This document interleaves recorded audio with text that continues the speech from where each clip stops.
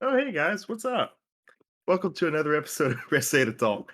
My name is Ryder, and I'm going to be hosting today's episode, and we're going to be talking about a favorite of mine, Tomba, or Toombi, as it's called in Europe. Maybe it's Tumba, Tumbi, Pomba, I don't know. But today with us, we have John and Kurt. Hey guys. Hello, hello. Hey, I've been glad to be pronouncing it as resurrecting. Ooh, glad to be resurrecting Backlog Crew. yeah, and I've been calling it Tomba the whole time, so I'm just gonna go with I've been that calling it throughout Tomba the too, video. so Ryder, you're outnumbered. Yeah, I'm going to call it Toomba just because I grew up with that. No clue if it's right Mm-hmm. or not, but it looks Mm-hmm. like Tomb with an A on it. And yeah, it has been a while since our last episode. I know been pretty busy in a lot of our lives. I'm going to do a quick shout out real quick to one of our most frequent watchers. Congratulations, Zach and Mary Kate, on your wedding. I know he's Aw, a subscriber and very frequent viewer of our videos. So thank you for watching, and again, happy wedding for you. Um, Yeah, that's amazing to hear of one of our 18 subscribers. So feel free to make it 19. Whoever has decided not to do so so far. So there's the plug so you needed, Kurt. thank you, John. today, like I said, we're going to be talking about Toomba. Um, it's an older game. It's as old as all of us. Maybe actually, no, actually, we are all older than this game by a few months at the very least. Mm-hmm. Um, Before I get into kind of what this game is, I just wanted to start with both of your knowledge about this game. I know it's really a cult classic, so it's maybe one of those things that you've heard of or maybe seen gameplay or you've heard me like rant and rave about it. But I don't think a lot of people are even aware of this game's existence at this point, 25 years on. So just starting with Kurt, did you know anything about this before going into it? I had never heard of this game before I heard you saying that you really want to do it because it was a game you remember playing as a kid. Granted, I didn't have a PlayStation.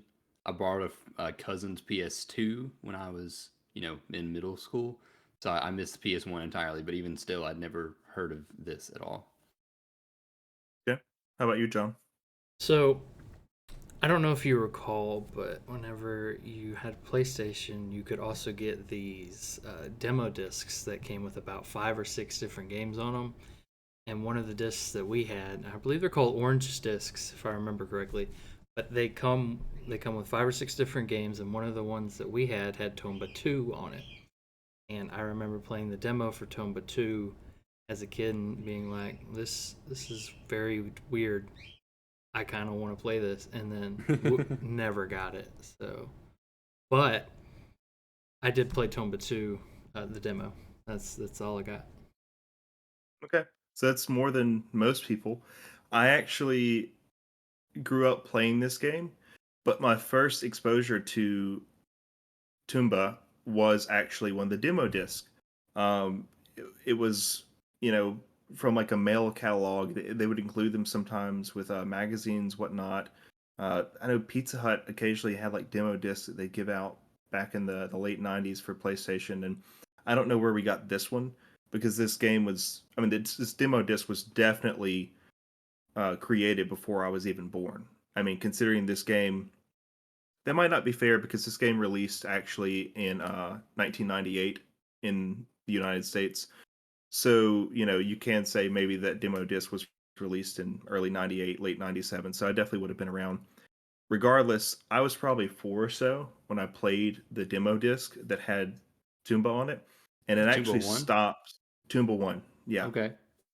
And so that demo goes, it's a pretty big chunk of the game actually. It goes all the way through the end of you saving all of the dwarves in the forest of 100 flowers. I can't remember the name off the top of my head, but it stops like right there and rolls a trailer after that. Really, really cool concept. It's one of those things that like it's a product of its time. Those discs don't exist anymore.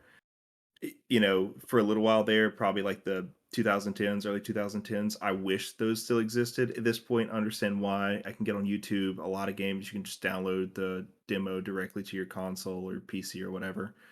But it's a really cool way to just get a lot of small, demos, maybe 30 minutes, maybe just 5, 10 minutes of a game on there, and it was great advertising because I played that as like a 4-year-old, and I remember being like just playing it over and over and over again. Mom, I I've want probably this. played, yeah, exactly. No, I remember playing the beginning section of this game more times than I've probably played anything else in my life.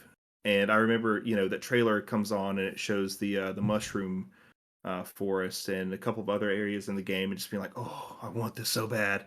And eventually, my parents got it for me for Christmas. I was probably like 8, and it's crazy because at that point, this game was already like a retro game, essentially. Oh, By the time I was 8, this game was over 10 years old. But they got it for me from a PlayStation 1. I woke up Christmas morning and it was there in like a little used sleeve. And I thought that was the coolest thing. And I played the game until either me or one of my siblings scratched the disc. And, I, Kurt, you didn't have the PlayStation 1.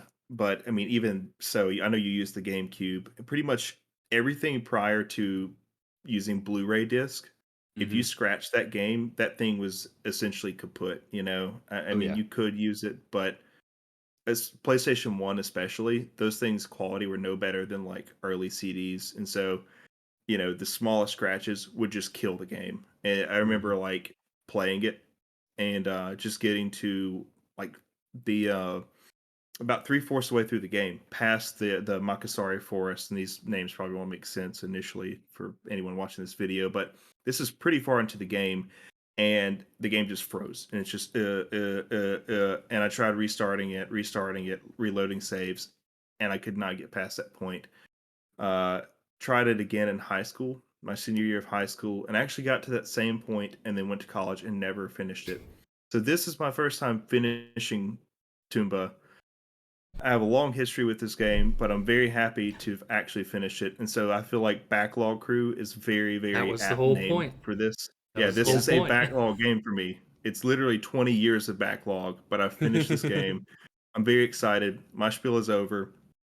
Um, but now that we've talked about, whether or not you knew about this game or not, what are your impressions of this game just maybe within the first, 30 minutes or so? I don't want to go to like, what did you think at the end of the game? But, once you started playing it, you didn't know anything about this, Kurt. So, what did you think just going in blind within your first 30 minutes, kind of getting into the Village of All Beginnings is where this game starts? So the very first note that I took was it was even before that. I didn't expect the animated opening, Hmm. and I certainly wasn't expecting it to be in like the Dragon Ball Toriyama style.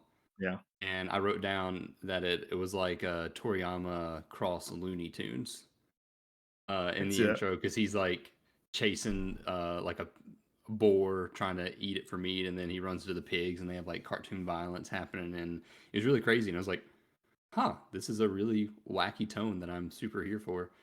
Um, that's where we get our motivation that grandfather lost the bracelet, and that seems simple and very specific. But I mean, it's as good a reason as any platformer really needs. Um, I started playing. I wrote a note that Tomba's in-game model looks rough. I don't know that I agree with that note looking back. Because I mean, it does, but also it's a PS1 game. I think it looks fine for a PS1 game. You got to compare it to Solid Snake's character I'll say it model. looks better than Solid Snake. Yeah. Granted, Well, there it's you go. probably a sprite. Um, but yeah, it was really interesting. I wasn't expecting. I guess I was expecting something so colorful, but I wasn't expecting something so wacky. Um, I can get into the Very mechanics and apt stuff word later, for but it. like it was very wacky, and there was like an energy into it that I was super into, like right from the start. How about you, John? Just kind of first impressions. Okay, so going into the game, Hmm? I I knew it was the first one of that demo game that I had done, and getting back into it, I was like, oh man, this is just like that other game that I played as a child. I was like, this is interesting. I remember jumping on these accordion looking things on the ground and Hmm. slapping them down. What do they do? I don't Pump rock. know. Yeah, Huh? which turned out to be really important later. Yeah. That's a surprise tool for later. So, but yeah, little accordions, jumping on those, throwing around pigs at each other. Yeah, sure. Jumping on a flower that farts. Yep, it's great. Just the Something about beginning. that too. And I mean, just the beginning was a nice little easy area to get me started, and And then I found an AP box that was like, yeah, come back when you have all this AP, and I was like, oh, Hmm. so I'm gonna be coming back here later. All right, nice. Did, I did they was ever say what AP stands for? Adventure points. Adventure points. Hmm. Yeah, I not to cut you off, John. Feel free That's to fine. Go ahead. zip. Yeah, okay. Um, I was expecting this just to be kind of standard platformer, meaning, potentially an overworld where you pick levels and then you go from the left and you get to the right and then you finish the level and then you go to the next level. And that's just not what it is. It's okay, don't hate me for this. It's kind of like Dark Souls where the world's interconnected. Like I'm not saying that they invented that. I'm just saying like the You're world's stealing my joke. You're I'm taking sorry. my joke. I was going to I'm say this. No, sorry. go ahead. The world is interconnected, like because it's not quite open world because it's 2D, Hmm. but like you go through one area and there's a few different exits that lead to other areas that have different exits, and it all kind of like circles and connects in interesting ways. And you're rather than clearing levels, you're completing missions and getting points for doing those. And I wasn't expecting that kind of system, and that I thought that was really creative. Even now, 20 something years later. So I'm glad that both of you kind of touched on these points because I've hosted a few of these and participated in more, but this for me is the hardest game to try to present as like I guess a host for Backlog Crew because this game is just formulated so different from anything else that we've played on the show. Mm-hmm. Um, it's hard to like know where to start because this game has some linear moments to it, but then even then it's really not because it's completely up to you the order that you tackle a lot of these bosses. There are some things that have to be cleared. You of course, if you don't have the 1,000-year-old key, you can't go to this area because you have to open a chest and get. But a lot of this game is just kind of up in the air for you to decide where to go. This is a platformer. It's a 2D platformer, but it's not because I mean I guess it is in like the most simple sense. But there's this really cool this system of this foreground and background that gets Mm-hmm. used throughout the entire game. Um, there's like a verticality to it that you don't see in a lot of 2D platformers. Um, and there's sections we'll get to this later and discuss it in more detail. But like the Haunted Mansion, where there's a full 3D model with a foreground and a midground and a background. It's really interesting seeing the way that you kind of move around this area as our main character Tomba. There's also elements of RPGs, which is kind of like this event system where you get quests. Some of them are mandatory. Some of them you could just completely skip, and it doesn't really matter. You might get some cool items to help you along the way, and new ability, but a lot of it's entirely up to you. Um, there's elements of Metroidvania games in this as well. Um, you can kind of look at that, I guess, as far as like maybe the combat, the use of like the blackjack almost kind of like resembles that. Again, this 2D semi-linear but not really linear world, and the interconnectivity that you kind of discussed, it is reminiscent, not I guess of like early Metroid games. What the little that I've played, you'll Yeah, come no, get this that's tool and then for you'll sure. go back and unlock this new area. Um, and I feel like this is the best time to discuss kind of the creator of the game itself. The man who created this game is Takuro Fujiwara, and I'm sorry if I butchered that. He's one of the people that's probably most instrumental in the creation and development of modern video games. And I'm almost willing to bet that most people do not recognize that name because I didn't, but was thoroughly surprised because he was a huge like power name in Capcom in the 80s and 90s. This guy's one of his first games was Commando. You might know that, might not. I'm sure you know this because it's infamous. Ghosts and Goblins. He was the director of that game, creator of that game, Ooh, I got and stories. Go that's ahead. one of his Sorry. first games. And it's noted for how awful it is. And I've played a little bit of it. I refuse to continue playing it because it is just so bad. And I'm sure Carrot could go on forever about how bad it is. But This is Tomba, thankfully, that we're discussing. But he was main producer in Mega Man. Crazy, huge series. He actually left Capcom in '96, but before he did that, he was also instrumental in creating Resident Evil. Like this man, extremely influential, and just again, kind of bringing video games to where they are today. And after he left Capcom in '96, this was his first real project, passion project, I would say. This game is set aside, but for lots of reasons. I like this game, and I kind of feel almost my bias coming out, but I think it's completely fair for me to acknowledge this game and give it credit where it's due. And I will complain about some things later, but this game is not really ahead of its time, but just amazing in so many ways for me personally. And it really shows that this guy, Mr. Takuro Fujiwara, had at this point already, 12 years, 15 years of experience making video games. Uh, like John was saying, there was a second game that was released, Tomba 2, The Evil Swan Return. This was released in '99, so 2 years after the release of this game. And unfortunately, that game performed very poorly. Um, and Whoopee Camp, their actual team that created Tomba, they had to disband thereafter. Uh, in that same vein, this game performed extremely well critically, but commercially just didn't sell well. Um, I'm sure there's some reasons for it, maybe poor advertising. Just you know, this was a time where 3D platformers were really starting to take hold. Mm. Um, you know, on this same system, not even looking at competition with Nintendo, but you know, within the same time range, you have multiple Spyro games, the Crash Bandicoot games. People are kind of looking to the future, and even though Toomba has some really cool, innovative moments as far as platforming goes, most people are looking at things that are 3D and saying, "I much rather be playing that right now."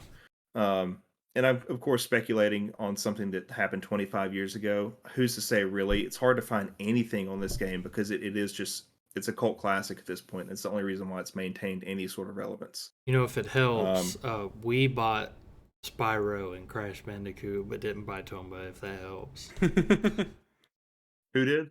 we did. We did. Oh yeah, My oh family. yeah. Yeah, and Okay, so I was gonna say, and you speak to how hard it is to find anything about this game. It took me literally like 30 minutes to find any remotely acceptable definition, like image from the game to use in the thumbnail. Like that's how mhm. hard it is to find. Like just the whole of the internet, I could barely find anything.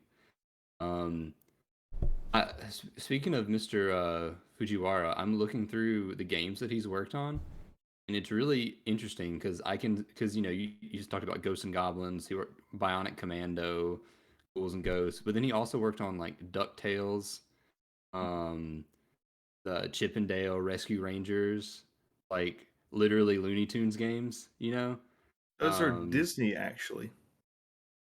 well, yeah, you're right, but it's like, yeah, I there's get no what you argument mean. there. That is definitely Disney, but it's like the same like vibe. And so I Those think are that's all really interesting. platformers that are not really traditional platformers. Like DuckTales had like a recent uh there's TV revival, but there was a recent re-release of the video game, like a remaster, if I'm not mistaken. I remember playing that as a kid and loving that. Yeah, that came out like around the Wii U era, so like 2015, 16. Yeah, Mhm. it was really good. Anyway, just saying like it's really interesting because I hadn't heard of this guy either. But looking at what he's worked on, I think you might have mentioned it, but his game right before Tomba was Resident Evil. Like Mhm. that's crazy. Resident Evil, Mega Man, DuckTales, Tomba. Ghouls and Ghosts, Tomba, and we just never heard of this guy. And I feel like it's worth mentioning. I didn't bring up this one, but Sweet Home, which is apparently like the spiritual ancestor to Resident Evil. It really began the whole Hmm. concept of like survival horror. This guy's created for it. There's so much interesting about this guy's history. Um, and yeah, I could talk a long time about that. So I'm gonna kind of go back to our main conversation here, which is Toomba. But I just feel like there's a good time to interject with kind of how this game was created, the man behind it. For sure. Um, Man, the myth, the legend. Mr. Tokuro Fujiwara. Yeah, him too. But going back into the game itself, yeah, so there's an intro cutscene that shows, Tomba kind of chilling, doing his thing as a wild boy without any family. We are introduced in this cutscene to the evil pigs. They knock him unconscious, take his grandfather's bracelet, which is a gold bracelet. Again, that's his entire motivation for kind of going on this quest. I guess it's safe to assume that he's chasing after them, and he ends up in the Mhm. village of all beginnings, which is the village of all beginnings. It's where our story starts. Toomba encounters a farmer, I think it's safe to say, who kind of gives him a bit of tips as far as where he should go, what he should do from here, and the game starts. Just kind of sets you out. There are, I guess, banner or boards kind of along the path that you can read, and they give you a bit of tips, maybe quests sometimes. Sometimes it's just, all right, hit square to do this, hit circle to do this. Um, this area introduces you to a lot of core mechanics, and I think it's well designed because it forces you to learn a lot of these things before it ever lets you explore out of this area. This area is extremely short, um, but it's also extremely dense. You're introduced to a couple of quests here. You're introduced to the concept of the foreground and the background. They teach you about the menu, um, and that there are items that will allow some areas to become accessible. Uh, and the way that I think this is done is by them walling off the next portion of this area by using a cloud, Yeah, it's storm like cloud, Fog dense wall. fog. Yeah, fog wall. Yeah, Dark Dark Souls. Souls. This is Dark Souls. So this fog prevents you from going to the next area, and it tells you, yeah, you need to blow something or use something to blow this fog away, and then you can continue on. It's kind of specific, but this is a tutorial area. It also introduces you to the is it cockroach birds? I can't remember what they're called off the top of my head.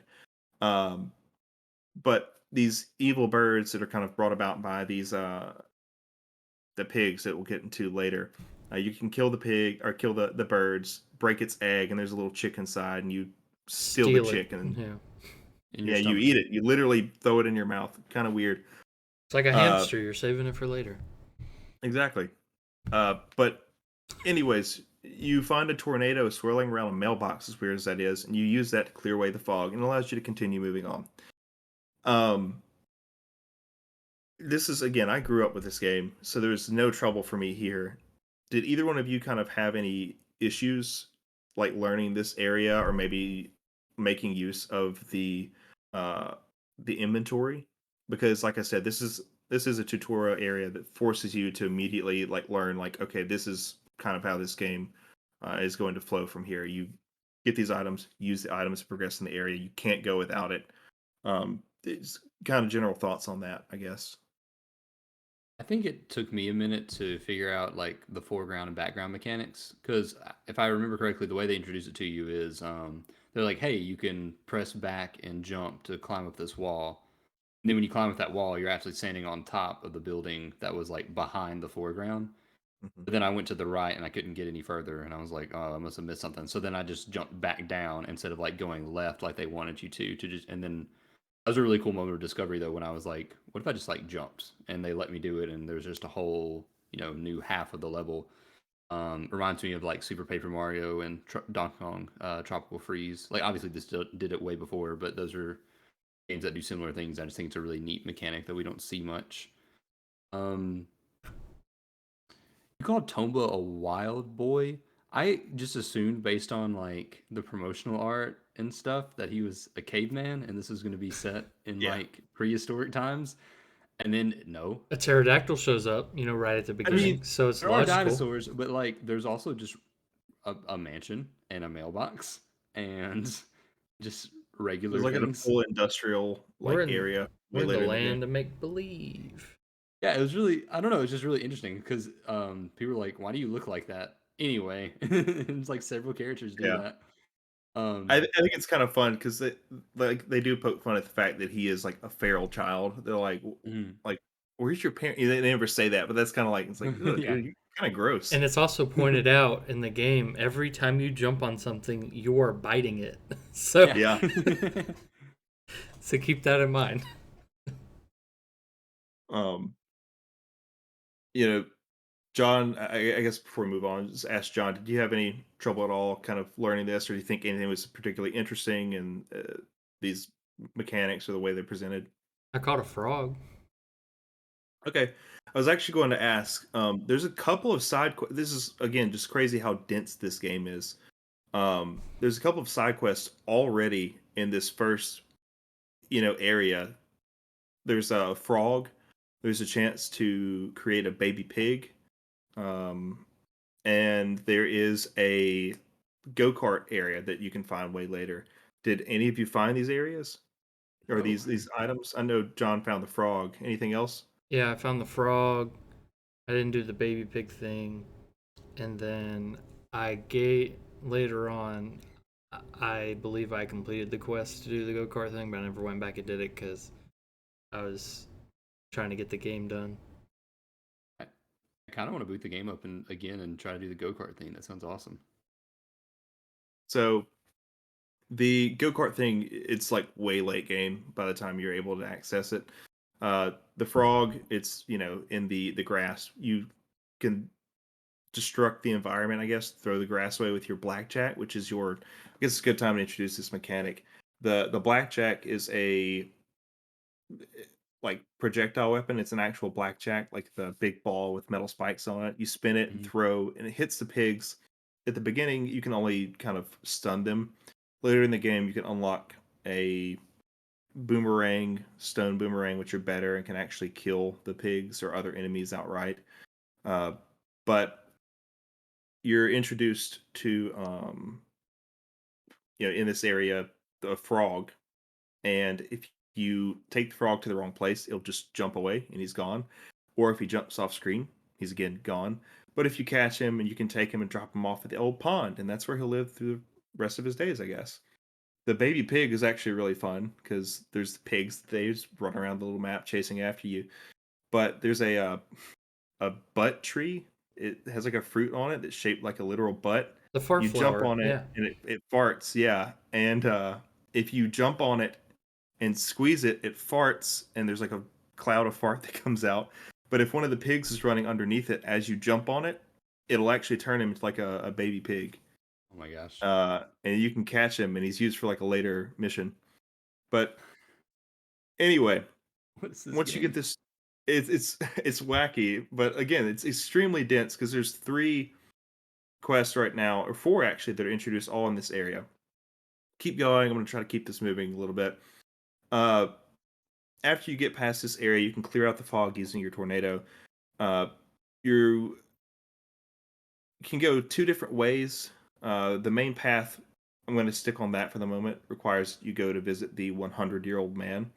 Now, if you've been kind of clearing out this area pretty well on your way to him, you're probably not going to have an issue. If you haven't, you're going to have to backtrack a little bit. But backtracking is fairly common in this game.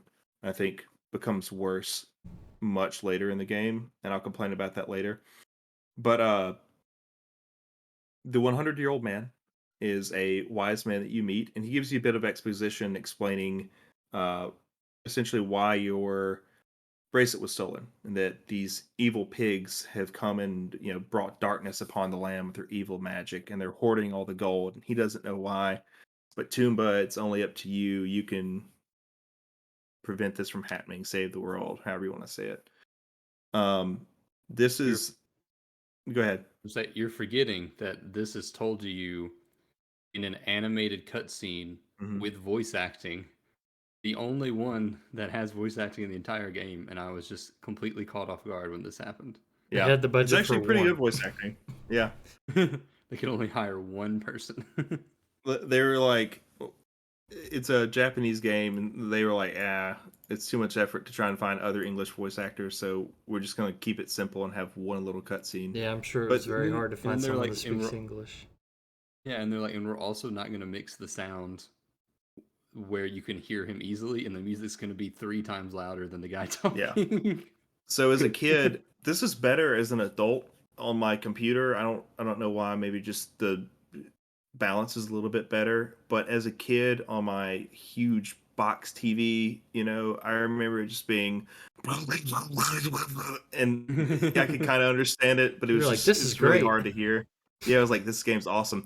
Yeah, and on that subject, this is one of the first games as a kid that I can remember playing with voice acting and animated cutscenes. I kind of grew up playing up until this point a lot of Super Nintendo, and so my only real exposure to games was Mario and Donkey Kong, and I love those games, but any of your dialogue was just written. So having like an actual animated cutscene that looked like something out of again almost Dragon Ball, this like era of mid to late '90s anime, it was really cool. The voice acting is good, mixing is horrible though. Yeah. Um, but yeah, moving forward, you're go to your next. Oh, let me actually pause. This is important. We talked about this very briefly. So there's the evil birds that you're kind of killing along the way, and you're breaking their eggs. And Stealing the their 100-year-old children. man tells you, well, you think you are, but the 100-year-old Yeah. man tells you that actually these birds have stolen these nests from other good birds. So you're kind of helping because you're taking the chicks from the bad birds. I don't know. But as you jump on them, as John said earlier, you bite down on most of these enemies. Well, with these small chicks, you're actually throwing them in your mouth and like swallowing them. And when you come to the 100-year-old man, it's I think the only time it's ever mentioned. He's like, "Yeah, you got to go get all those chicks for me before I'll help you out." And if you already done it, or you come back to him, whichever it is, you vomit them all up. And he makes some comment. He's like, "What? Were you really keeping those in your stomach?" Um, it's fun because the game addresses how wacky it is Yeah. and then just keeps on moving. I like to think that's Uh, how the inventory system just works in general. Like anytime I you pull I something out of fully your believe that. inventory, yeah. Even like the fruit and the apples, he's just like, Mhm. oh, time to eat this. Just like a hamster. Yep. He's just storing it for later. Like I think that just that's the way of explaining it. A lot of games just don't explain inventory management, but Mhm. if you go check your inventory, you can find the chicks in your inventory and then you spit them up later. So it just makes sense to Yeah. me. There's other items that you kind of like, Yeah. ugh. His stomach is a bag of holding. It, uh, it's there is magic in this game, so maybe so. Moving forward with this, our next area that we get to go to is actually the Dwarf Forest. This is probably my favorite area in the game. It's also probably the biggest. There's just a lot of working parts to this area. And the first dwarf that you meet, you can't get past him. You can talk to him, and it's just gibberish. And this is where the biting comes in handy because as you jump on this dwarf's head, he runs away screaming, and his screaming is a little bit more intelligible. And then you find the next dwarf and jump on his head, and you bite him. And eventually, after you bite like 5 of these poor dwarves, you can actually understand their language. So I guess Toomba's some like vampire, but he can Knowledge like vampire. I was yeah, saying, exactly. He's like absorbing languages. I don't know. I tried this. I still have yet to learn Spanish. Yeah. I just keep on getting restraining orders placed on me. So one Why thing do But you you guys didn't never want to go to mention, the Tex-Mex places? the butterflies. mm, They're they're yeah, made of leaves. there are leaf butterflies in this area. Yeah, and they look like leaves.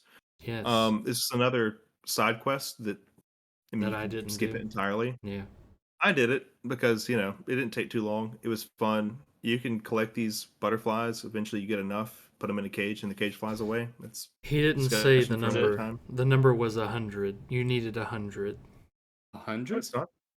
It's What's the 25. number? I That's Actually, it's still a lot. 29. I I got like could have. four, and I was like, I thought it was 100. Did he not say he needed Mm, 100?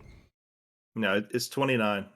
So Oh, there's still too many. 29 and there's two different areas you can catch them in. It took me like 2 minutes to catch them. Um I'm not a dedicated butterfly collector. I guess I really thought it was. I thought it. I don't know why I thought it was 100. yeah, no, it's 29. It's pretty easy. Like I said, it took me like 2 minutes. You just I think part of it is that I knew like the area that I could produce them the fastest because as a kid I did this a lot and I remember getting annoyed with it. Um but yeah, that's another optional quest. I can tell you more about that later, but moving on, like I said, we're in the Dwarf Forest. We go and after we learn the dwarf language, we start trying to speak to, I guess, the dwarf elder, and we're denied access, so we have to go find some of these other dwarves in the area. Um, I have to save them, and we come back out, and the area's changed a little bit, more modified. I guess it's a little bit harder to traverse. There's actual enemies in the way, pigs now that there Yeah, weren't the there. pigs move in. Hmm. They move in, start a little fire. We're also introduced to a new area of the Dwarf Forest called the Watchtower, where there are spiders. Um, Rather than me just kind of talking through this whole area, linearly, I'm going to kind of let you guys talk about what you liked, didn't like, thought anything was cool in this area or this quest, and go. Whoever wants to take over. Found a dog. Hmm. A dog Collect- is important. I'm collecting all the animals. I got a frog, a dog, butterflies. Clearly not Birds. enough butterflies. And birds. You get Yeah. a fish later. Oh I like yeah, I the forgot about that. Yeah, no, I didn't do that. I like the Dwarf Forest area. It took me a while because I went around and talked to all the NPCs before I got the quest, and I'm pretty sure their dialogue changes after you get the quest to like Hmm. rescue them. So on my way out, I didn't go back and talk to them. But they give you hints about where you should be looking, and I wasn't realizing that you're supposed to, like jump on the puffs that are hanging from the like canopy. Because if you, Hmm. a lot of the dwarves are hidden, and you just can't find them. You just jump on a random thing, and it slingshots up, and it's like, hey, a dwarf just fell down. Great, you saved one. And then the watchtower area had like turning platforms, which were kind of interesting. I enjoyed like that even when they were, because there's like a climbing mechanic in the game, that even when they turned like very vertical, that you could still kind of make your way up and down them. Yeah, no, Well, no huge thoughts about those areas. so the only way to get to I believe it's the Watchtower area is when you come out of the dwarf village, and then you have to you see the crack in the wall, and you try to go into it. The first time I tried to go there, it didn't work. I kept trying to push up, and it wouldn't go in there, or whatever button it is. I don't remember at this point. But I pressed the button to get in there, and it wouldn't let me. And I was like, "Oh, so this is just a background thing. It's not actually an area." And I kept looking for places to go, and I was very confused on what I should be doing. And then I was like, all right, this has been about 20 minutes later. I was like, all right, well, I guess I'll try it again. And it still didn't work. And then I kept trying it, and then it started working. So I was just not in the perfect spot to get him to turn his face toward the end So of my monitor. I was thinking about that, and I thought, because John told me about this actually before we recorded, and I was thinking that with that, what it actually might have been is that you maybe hadn't talked to the dwarf elder yet, because you have to talk to him before you're allowed access, because it actually is Maybe. boarded up with wood, and it's one of those things you might not have even noticed Oh, I can tell you it was until you before came and back. after. So before I tried it while the wood was there, and then I tried it after, and I guess I just wasn't lined up enough. Yeah, it might have been it. I had the Um, same problem going the opposite direction, where I was just kind of playing through it, and then I saved while I was in like the watchtower area, and then I took a couple days off, and then I came back, and I was like, how do I leave? Where do I go? Because what you have to do is just go to like the far left of the area, and then just like mhm. press forward and like walk into the foreground. And there is like a small visual indicator, but I guess they just want you to remember where you came from, and I just could not. I got stuck there Yeah. for a little bit. So like there's a couple of like weird things like this, and I'm not trying to say like just get good or don't worry about it, but I do think part of it's a product of its time with like Mhm. a lot of the issues. There are other issues that like I said I will talk about that are just kind of not great design, but I think a lot of the problems are just kind of come from the fact that the limitations at the time. I think that's kind of part of it. It's because they're trying to do this like the environments are mostly 3D, um, and there's 2D platforming kind of imposed on top of that. Um, but anyways, this area it's fun to me. I enjoy it for the most part. I think it's one of my favorites. Just I love the music. I love like the fall like forest look. I remember as a kid, this is really weird, but I remember eating like Keebler men, the little cookies that are shaped like the dwarves or elves, I guess, and eating them. And I remember thinking they looked just like the actual dwarves in the game, so that just probably has some fondness there Now for I me. want cookies. Thanks. You can go get them; they're really good. Uh, so after this area, once you clear this area, you can move on to the Mushroom Forest slash Phoenix Mountain, which I'm sure y'all have like horror stories from. As a kid, this area drove me absolutely crazy. The Phoenix Mountain, that is. Mushroom Forest is not that bad. There's some fun, wacky things that happen here. Flowers that try to knock you off platforms into the abyss, and mushrooms that make you laugh or cry. Pretty much just like Forever. real life. Do what? Said Forever? forever. Forever if you don't find the healing mushrooms. Unless you know that there's a very specific item that you have to find and where to find it. They have two of them there that you can find. Hmm. And Is if it you die, is it reusable? Oh, if you die, it goes away. Okay, that's There's a less. reusable one yeah. too.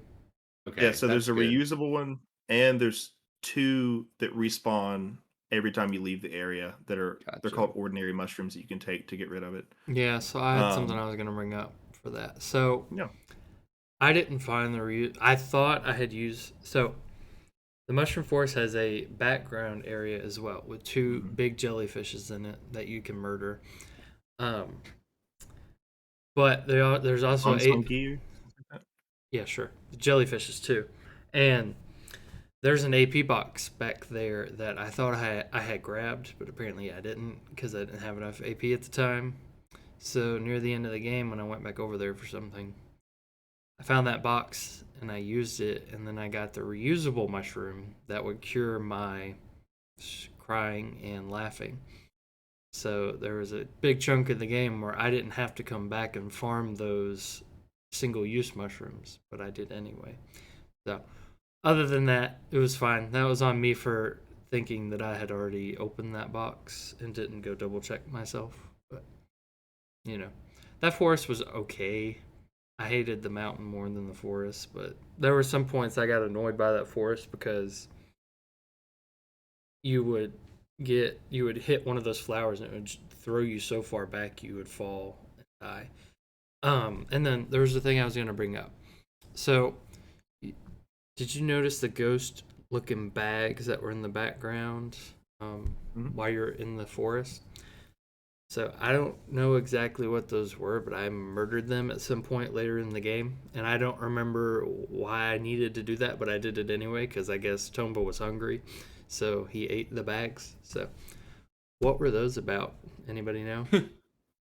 There's a quest that you're given Oh, near the end of the game, and the quest is to kill them because apparently they're causing a lot of the issues in the forest, and they'll kill like other oh, flowers and stuff. And so there's five of them. They're called like death flowers or something like that. But if you kill them, you're given some reward for it. But you have to have like plant poison for it. Um, oh, that's it what that poison's for. Oh, mhm. they Side just quest. showed up one day, and I was just like, all right, well, I'm gonna murder them now because I seen them before and I couldn't touch them. Now I can murder them Yeah. though. So Yeah, I missed this. I spent as little time in that forest as possible just because I mean, I'm not above it. I use save states as much as I could in this game. on his And official PlayStation hardware, of course. uh-huh. Hmm. And so I was, I was playing and I was like, "Ooh, a mushroom." And I jumped on it, and then I realized that anytime I tried to use my attack button, I would just laugh. And I realized that that wasn't going away. I figured that would go away after a few minutes or maybe when I left the area. And I was like, And so I just reloaded and then carefully like navigated my way without jumping on any mushrooms. And so it was very much a go to the mushroom forest to do this one story mandatory thing, and then I would like save state, carefully maneuver my way around, and then immediately leave. And they're like, "Hey, you gotta do it again." I'm like, and eventually I did find like the ordinary mushrooms, but I never found the healing mushroom. Yeah. So I'll say that this area is frustrating, but it's one of those that you don't have to do a lot there. There's not a whole Mhm. lot of mandatory things there, and I think I think they were very intentional with its creation. because they gave you easy access to the background and you can avoid The whole forest if all you of want. it. Exactly. There's the bonsugi or bonsugi, which are the big jellyfish, Just but they're not. jellyfishes. They don't have that Yeah, extra garbage on the them. Just jellyfish. jellyfish. I don't think they're really that dangerous unless you just stop moving. Most of the time, I don't even think you have to sprint. You can just walk through and be okay. Which actually brings me to an earlier point. Um, there are mechanics throughout this game that you can learn that make the game a bit easier to play. The most important, I think, I mean, there's others that you can't get through the game without, but I think the most important early on that we just didn't discuss is the sprint, the Mm-hmm. animal sprint. Um, I don't know if you can even beat the game without it. Did both of you find the animal sprint? Yeah, I kind of forgot that that wasn't at the beginning of the game. That was that an Mhm. ability you had to get? Yeah. So when Oh, you start the game, you don't have a sprint ability at all. He doesn't know how to Um, run. Nobody taught him. yeah, I mean, there's like the normal walking speed, and every time I start this game up, I'm immediately like, oh, this is torture until you get the sprint ability. It just makes jumping so much harder, climbing is slower, everything else like that. hmm. Uh, but I guess it is mandatory because there's areas like what we're about to go into next that I just again I don't think you can beat it without it. It's Phoenix Mountain or Stormy Mountain, I guess, is this specific portion of Phoenix Mountain. After you finish the Dwarf Forest, and I guess the if you want to do the Mushroom Forest, it's optional at this point. You can do the Phoenix Mountain, and there is a constant storm here, constant wind that will blow you to the right side of the map, regardless if you are moving or not. And if you're moving to the left, you're going to feel resistance. If you just jump without pushing anything, it's going to carry you to the right. If you're holding right, it's going to yank you to the right. So this is a real difficult platforming section. I think this is probably the truest platforming section in this game, and it feels reminiscent of some like almost late game original Mario stuff as far as, forcing you to bang your head into the wall if you're not sure what you're doing. Um, I'll let y'all talk about it a little bit as far as what your thoughts on it were, frustrations, if you liked it, didn't like it, or whatever. Because again, I grew up playing this game. This is a section I played a lot. John told me this was pretty hard for him. I think I finished it in about 10 minutes. I can So update that story if you'd like. yeah, go ahead, So John. We'll start with you. I originally had, like I told you, had a problem with it, and then I quit playing for a while because I had to go on vacation. When I came back from vacation, I made it It all was the way still up. waiting for you. I made it all the way up to the mountain the first try when I came back, and I was just like, Really? "Why did I have a problem with this when I left?"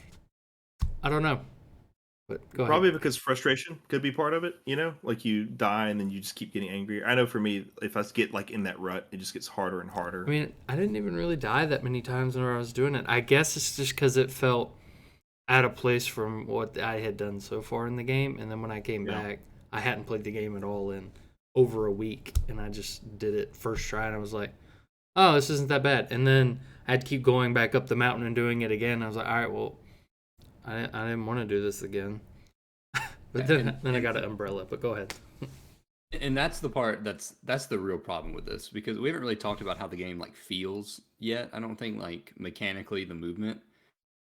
Um, Tomba, especially when you get the sprint, he's very fast. He's pretty floaty, and I found his jump hard to control by default. Like especially like I got used to it by the end of the game, especially like the first half of the game. I would jump towards something and then 30% of the time I would hit my target. And maybe that's just me being bad at the game, finding it hard to control. Um, but I just didn't think that it controlled very well. And so that made this platforming section extra grating. Because not only was Tomba just by default hard to control, they've also added in the wind that changes how it feels and gives you less control. And that's also just filled with bottomless pits. And I understand that it's like a product of its time, but I just think bottomless splits that are auto kills are essentially unforgivable. And again, I'm not trying to harsh Tomba that much for it because even like Mario 3, one of my favorite games of all time, has that. Old games have that. Newer games usually they kind of respawn you and you've taken some damage, and that's the better way to do it. But it was just so frustrating. I guarantee I spent like cumulative like an hour like in this section, just maybe not the first time through, but just like having to return to it and In climb up total. again over and over again. It was by far my least favorite part of the game. Yeah. So I think that's completely fair. On the subject of the controlling itself, I think that Tomba has a bit of float to him, but I personally like it because it allows for fine tuning on landing. Um, because there's such a gap between when you actually go into the air and when you land, assuming you're hitting like holding the sprint button down, it allows you to kind of maneuver him before he hits. Mm, And I think they've also accommodated for part of that floatiness through the climbing mechanic because he catches himself on ledges. And, it's true. Mario, for example, Donkey Kong, those are my two bigger examples, I guess, of 2D platformers. If you hit an edge, you're dead. Mm, Unless for some reason, he catches on like this part of his foot, just barely catches, you might be okay. But Toomba, if you hit the edge, it has an automatic climbing mechanic. And so that saved me a lot. And I think that makes up for like a lot of it. it's fair. I will That say is a that really good mechanic. I do agree though that this is frustrating. Again, it's hard for me to look at it through your eyes because I have played this game and I was aware going into this area of what I was getting into. Hmm. This is again something we'll get into more, I guess, a little bit later. But I think this only becomes really, really frustrating for me with the return trips to this mountain. Now I found a shortcut that I'd never found before, With the umbrella? and the umbrella, I was just going to say that the game gives you tools to help make these areas more traversable.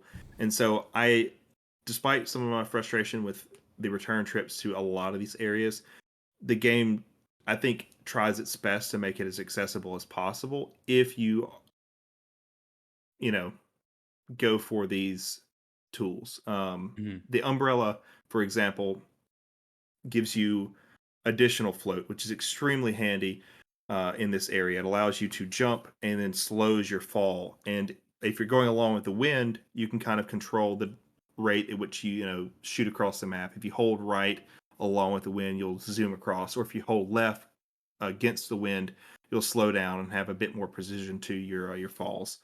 That's really, really helpful, and they give you two different opportunities to get the umbrella or the parasol.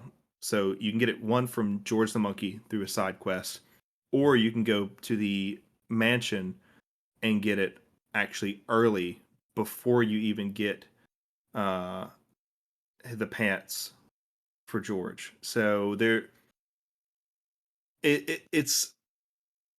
I will agree that it is frustrating, but the game does give you different paths.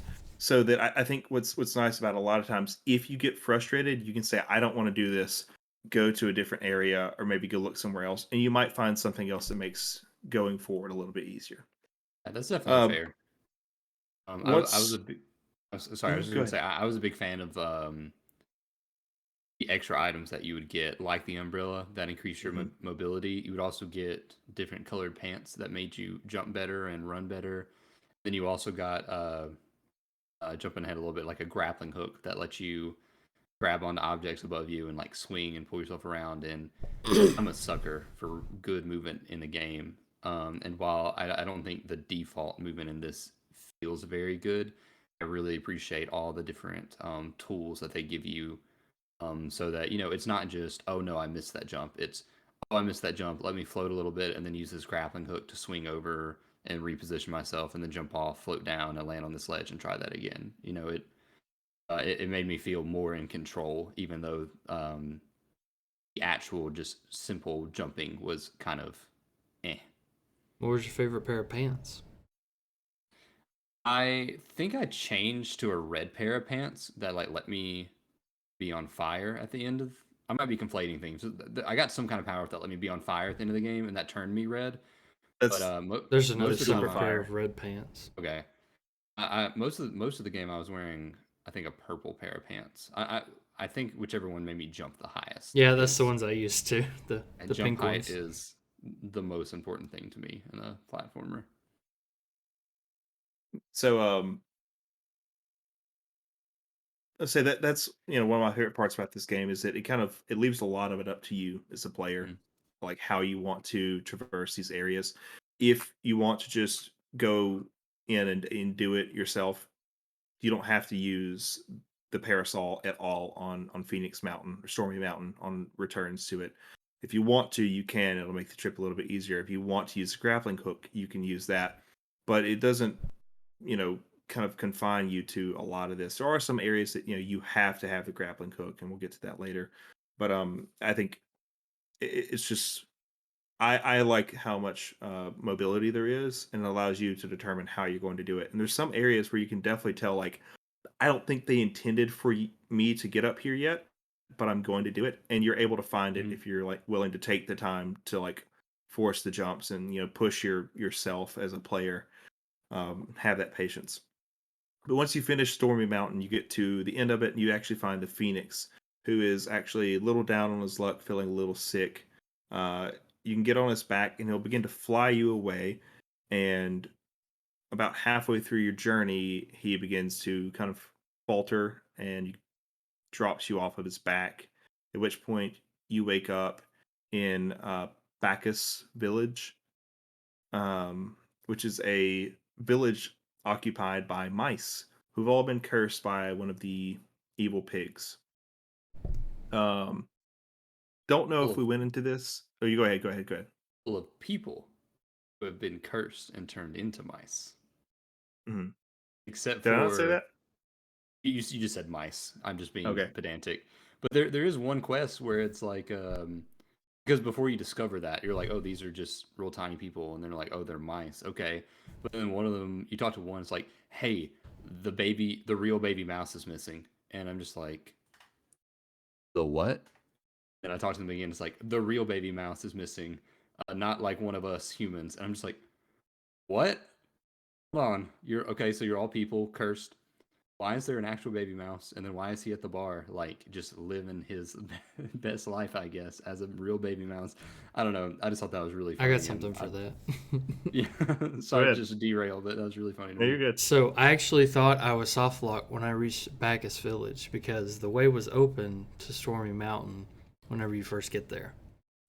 And then if you go talk to whoever gives you the Find the Baby Mouse quest, the people that let you go to Stormy Mountain block your path. Mm-hmm. And so I thought I was Happened to me soft too. locked because I had already talked to everyone in the village except for whoever gave that quest. So I thought I was supposed to leave and go do something else, and I didn't go back and check anywhere. So I actually reloaded and did it again. I was like, oh, did I just soft lock myself somehow? And no, so after I talked to everyone in the area, it spawns the baby mouse and a few more people at the bar, and I had to go talk to them again. But I really thought I was stuck because I didn't think I needed to go back and talk to these people again. So, but after that, it was fine. I just thought that So you was did that weird. before the mountain? No. After, but You did that there's after. there's a Oh, okay, there's a okay. path Like when you from the go south, village you to can. the mountain. Yeah. Yeah, okay. Yeah. I know what you mean now. I thought you did that before, and I was like, I never knew that you could go to Bacchus Village before the mountain because I thought that's how you got there in the first place. But that makes sense. Yeah, I know what you're talking about. Yeah. Yeah. And we haven't really talked about this, but whenever you go into like these towns and villages, there's like a Mhm. really cool top-down view, hmm and the only places you see it is in the Dwarf Village, in Bacchus Village, and then in the underground maze. Like I think that's literally it. It's And one just more place that neither one of you found.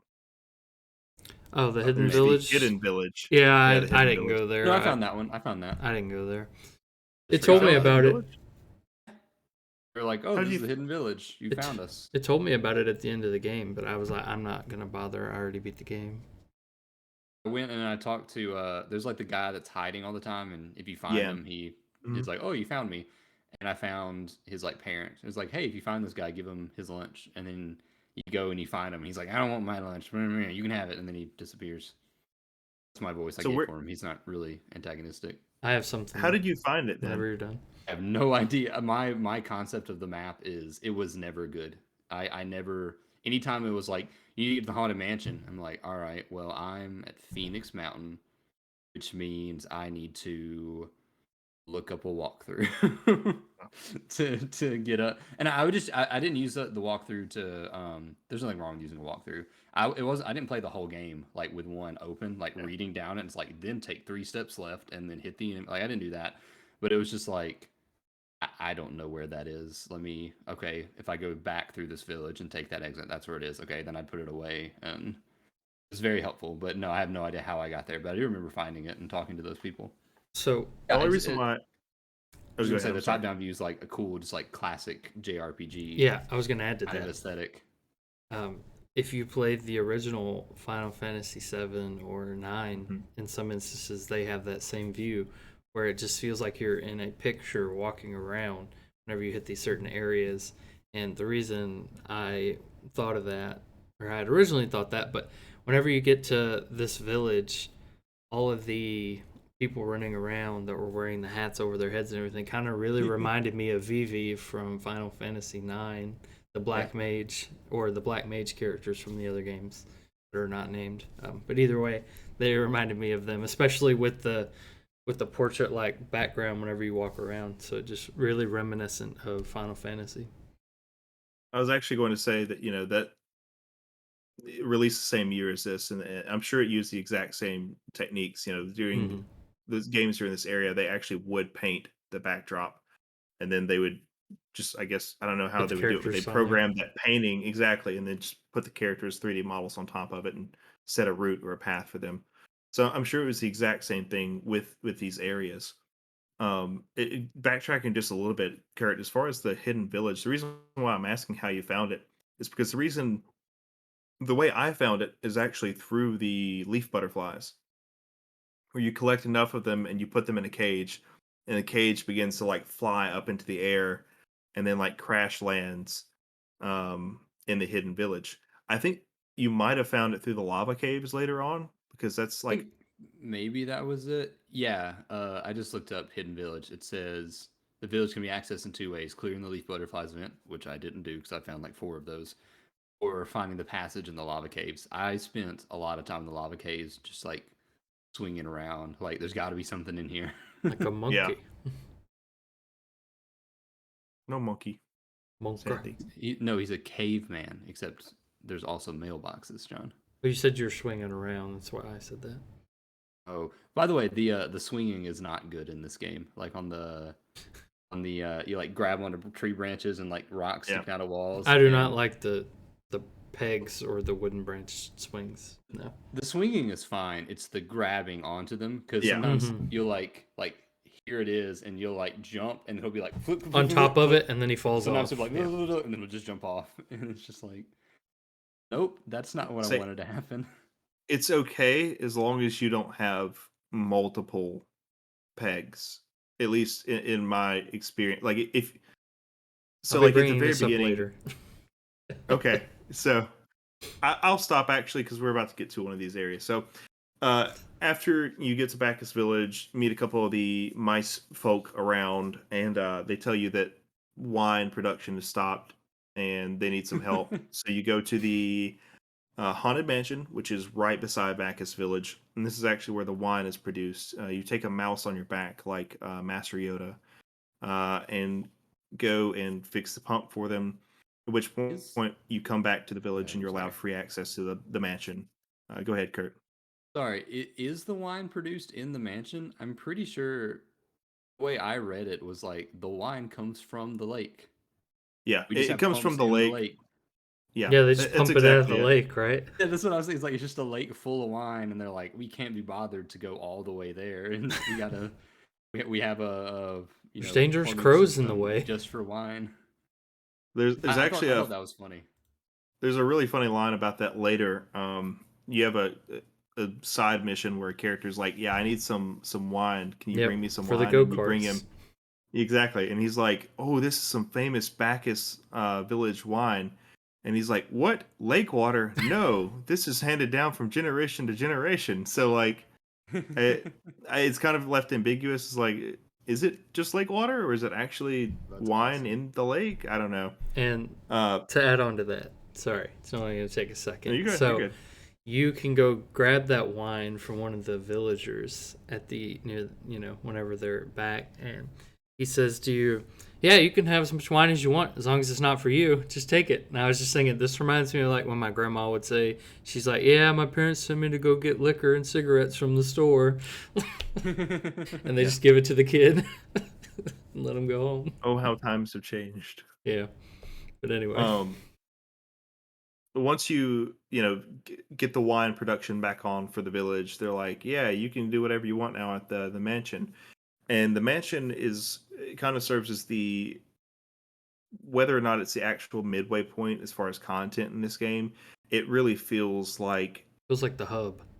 yeah, it's kind of a hub along with Bacchus Village, and is I think set up as one of the really the centerpiece of the technological just power of this game. I guess they're trying to show like Definitely. look at what we did with this game.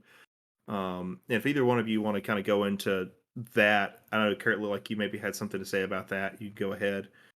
I just thought like it was really impressive when I realized like, oh, this isn't just foreground and a background. Like this is a three-dimensional structure Hmm. where you like run across one side of it, like run one side of the building, and then you get to the end, and then you try to like go forward into the background, and instead the entire thing just turns 90 degrees.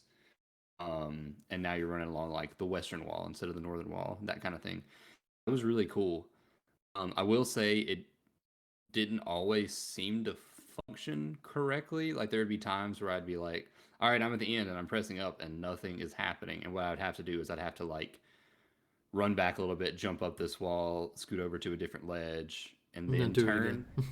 Yeah. Yeah. And that was a little bit annoying, but like overall thought it was a really cool thing, and I got lost in this area so very much because it all looks the same, but it was still really cool. I genuinely was impressed by the technological achievement, I guess. I don't know if that was actually impressive for 1997, but it probably was, I, especially for the PS1.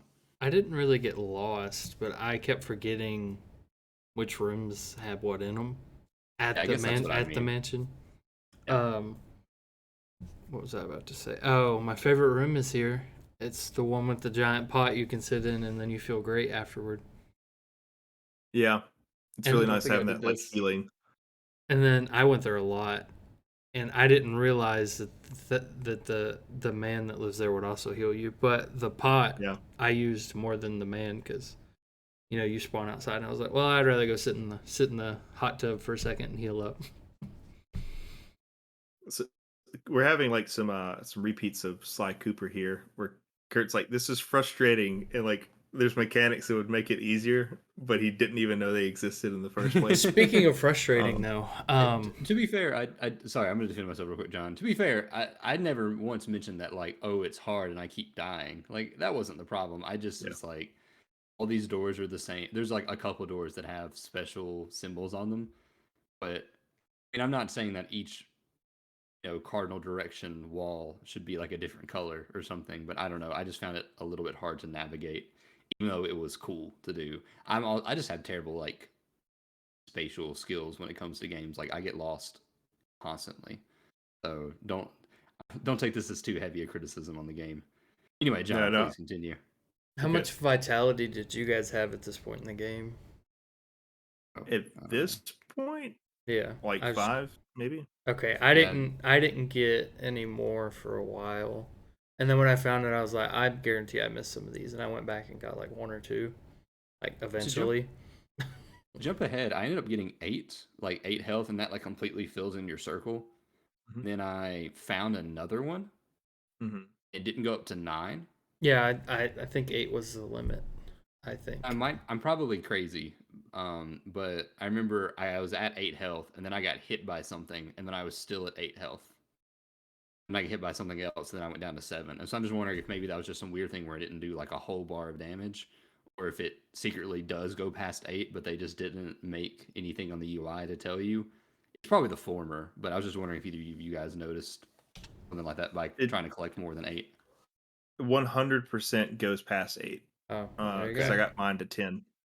Did your number Um, go past 10? mhm. Oh, So the huh. UI actually changes shape, like accordingly. Like it hits 8, and 8 is like a full circle, Yeah. 8 slices, and then once you get 9, it cuts back like here, I guess, and then Okay. Huh. 10. So I don't know if So, it goes up to like 20 or not or 16, but so what I just heard was that I am so much better than Ryder at this game because I only needed 8 health to beat the game. must be. Apparently I did too. I could have sworn I got a ninth one, but I thought I maybe got I did another one something too. wrong. Maybe Ryder's lying. Who Yeah. knows? Yeah, I he found these modded in like his. Yeah. Modded exactly. it. I modded Send this it to the 25-year-old code. game. Um, It was too hard. but I think like while we're on the subject of the mansion, I this area is frustrating to me because they're not that it's particularly confusing, but a lot of times like the front facing portion of the mansion, I think it's actually the east side of the mansion Yeah, or it's the south that's side of the sounds mansion right. actually. I don't know. Yeah, so the south They, side is they, where the they tell you, but 1,000-year-old they. man is. Sorry, I With was just that, saying. Go ahead. Go ahead. no, you're good. You're good. I was just saying that they like there are different signs where you can like save where they're like east side of the Hmm. mansion, but there's besides those signs, there's no real way to tell. So I'd Yeah, be like Yeah, reading the walkthrough and it's like go to the west side. I'm just like staring at the screen. Like I don't Weast. know. Yeah, you just gotta it could go like be. look at the sign itself. I was like, I'm gonna check every door. That's my plan. That's what I ultimately did sometimes whenever I was looking for something. I was just like, well, I guess I'm gonna go check all these again because I missed a key piece somewhere. Yeah. So that's what I was actually going to say is that it's hard. uh, You have to clear it in like a very methodical way to know for a fact that you've gone through every single room, which is not a problem the first or second time. The But fifth, towards the the end sixth, the of the seventh. game, yes, you have to go through this multiple times. And by the end of the game, I was, even as someone who loved this game, I was like, oh my God, I'm sick of this because if you miss that one room, I missed that one room like 2 or 3 times, and I was just going around in circles, and I was like, I don't even know what I missed. But the front side that you come in on, I think it's the south side of the mansion, there's like 7 rooms there, and so it's really easy to miss something if you're not paying attention because there's platforming, and there's the front, mid, and background. There's 3 layers on this 3D structure, so it is kind of hard to keep up with at times. But at this mansion, you get key pieces, break some eggs, whole bunch of stuff I'm not going to go into because I think I'll drag it down. But you meet the 1,000-year-old man, and you can free him. And he's like, "Hey, what's up, homeboy? Go meet the 10,000-year-old man, and just be warned, he's a little weird." Um, and you get the 1,000-year-old key, which is probably the most useful key for progression in this game because there's so many items, whatnot, that'll lock behind this key. Um, and after you get this is when you get to go back again through the mountain. If um, you go ahead. I should say I don't even think we've mentioned at this point what we're supposed to be doing. Oh yeah, you're right, it's very important. So I started to bring this up earlier and we got sidetracked, and then we got sidetracked and sidetracked, And and then we kept going. so yeah, then I was like, let's just keep going. I don't remember what it was. So when you meet the 100-year-old man, he explains like, "Oh yeah, your bracelet was stolen by an evil pig. They're called like coma pigs or something like that, and they actually work for the 7 evil pigs who brought darkness across this land." I know I mentioned this earlier. Uh, you go a little bit further. Once you meet the dwarf elder, he explains, "Oh yeah, you actually lock up the evil pigs in a corresponding pig bag." And he gives you your first bag of the game, which is the blue evil pig bag. You're told maybe it's here, maybe a little bit later, but each of the bags is going to be found near where that pig laid its spell. Which it sounds like a little confusing, or it is a little confusing in practice because you might find the blue evil pig bag in the Dwarf Forest, and that means the blue evil pig placed a spell over the forest, But that's not where he but that doesn't is. mean exactly. It It's not doesn't where mean the that he's portal. there. Yeah. Yeah. So it's really not a big problem, I guess, until the end of the game where you're like when you need maybe to know where racking your they're at. brain. Yeah, but Yeah. there are things placed here to help kind of make that easier for you, and those being the fortune tellers that will tell you Mhm. where each of the corresponding colors are for the areas. Go ahead, Kurt. I was gonna say it's an interesting mechanic. When the paragraph of text like popped up, or it could have just been like two sentences. I don't know. It was like, this is how they work. You find the bag, which is somewhere they are. Then you find the portal, which is somewhere they aren't. And then it will take you to the pig, which is, back in the area you found the bag. And I was just staring at it like, what? Like, what Yeah. does that mean? But Wait, I then, haven't been collecting bags this whole time? I have to now kill pigs too? yeah, yeah. I was like, I mean, I expected the pigs to be like bosses. Like that wasn't surprising, but it's like Yeah. pig bag. What do you mean seal them in the pig bag? And I mean, then once you do the first one, you're like, oh, okay. You're like, oh, That makes I sense. have to Yeah. do this This 8 makes enough times or sense. 7 times or whatever the number is. Yeah, and the fortune tellers are nice, Ryder, because at first you're just like, how am I supposed to know? But then you can like talk to them, and they give you vague hints, but they're very specific. It's like the portal to this pig is where the lava is, and it's like, okay, well, let's go to the lava caves. Like, Yeah, that was it's the definitely only very place it helpful. is. Yeah. Yeah. That I'll say that the world altogether feels pretty big. Yeah. It was just kind of funny because if you were to just run side to side, I'm willing to bet you could get through the entire world in like maybe 10 minutes. If you just again were to run like side to side. But I mean, it takes a lot longer because these areas just are so dense. So I mean, once you have an idea once you have the pig bag and you know where the bag is where the pig is going to be, it's much easier to find them. But it is a little confusing at first, just trying to figure out like, and I know what do I do here. Um, I think so. After you get the key from the 1,000-year-old man at the haunted mansion, uh, you can go back through Phoenix Mountain. If you were Again. smart enough to do it, you can, or you're smart enough to do it earlier. I guess you would already have the parasol. I seriously doubt you did.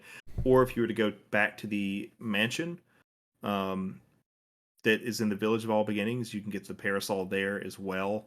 I went ahead and did that. I didn't know you could do that actually, but I did that. Made Phoenix Mountain so much easier going through having the umbrella / parasol to kind of float through everything. Uh, but once you get through that cave, you get to the lava caves on the other side of Phoenix Mountain, and there's another pig bag in there. And depending on the order that you do it, either the first or the second evil pig fight. Um, I guess it could be later in the game, but I think most people would have done it this early. Uh, was this your first one, Kurt? So that was like one of the last ones I did. Oh, really? Was the one that Interesting. got rid of the storm, and it was really annoying because you have to go I into the think this one lava gets rid of the caves. mansion. I think. But Yeah, the first one I I did thought got this rid of one. the mansion stuff. no, That no, Yeah. no. was So What I'm saying is, like the blue evil pig. That's the one where if you defeat him, it gets rid of the storms, right? Or no. no, the one that Oh, got the rid of that's the like second one. storm I orange. didn't do Yeah. till near the end of the game either. Okay, never mind. Then I'm not crazy. I just am confused. So there's what I'm referring to is there's one in the lava caves that actually gets rid of the mansion. The haunted part. Uh, yeah, the Oh, haunted the mansion part. yes, yeah, the So pink I think one. this is it's either most people's first or their second. That was my I'm not first one. Yeah. sure. Okay, so John, was this your first one or was this your second one or? I feel like it was the second one, but I don't remember what the first one would have been. It actually Unless this now that I'm is thinking about it, this was the stereotypically. second one. Oh, is it? Okay. It has to be the second one because the haunted mansion is actually I you have to lied. It's defeat the one with the locked haunted behind mansion so back. that Yeah. exactly so there's the lava that you can't get past in the lava caves until you beat the one at the haunted mansion. So I guess let's start there. Yeah. He's the one that throws meteors. I actually think this is the hardest one in the game, and it's the very first one. I'll let either one of you kind of take it and describe, I guess, the mechanics of it. These are the mechanics that are consistent throughout the entire game, so I don't think there's any real need to hit on this part again. And I can go over it if you want to, but I'll take it. It's fine. So whenever you finally get the pig bag and you actually find where the door is to join the boss fight, you are thrown into a random world with a pig, depending on their background and stuff, and then you make this weird face of whenever you join their world, and the pig is standing there like, "Why are you here?" And then they complain a lot for maybe 6 paragraphs, and then Get the they best say, personalities too. "Good luck trying to kill me," and then they're all the same, except Yeah. they all have different powers. And but the gimmick to the fights is the bags that you've been collecting are moving around on the map. They're either spinning in circles, moving vertically up and down, horizontally up and down, and they might be spinning there as well. And what you have to do is bite one of the pigs and then throw it at the bag, sealing it away. But if you throw it at the bag and the open face of the bag is not in your direction, it'll just go right through it. So you have to time your exactly Yeah. like that. Thank you. And There you go. Go ahead. Just say it. I thought these battles were neat. I was like, what an interesting concept for like a boss battle. And like I said a second ago, I love the personalities of these pigs because they are all like unique. They're not just like I'm evil. Like the first one, the green pig, he's like a muscle man. He's like, "What's the matter? Aren't you scared? Can't you see the muscles underneath my outfit?" And Yeah. then and there's the pink one is like a wizard who's super pretentious. There's maybe the yellow one is like really snooty. And no, it's not the yellow one. I don't remember which one was really snooty. It was the girl one that was in like Dwarf Forest.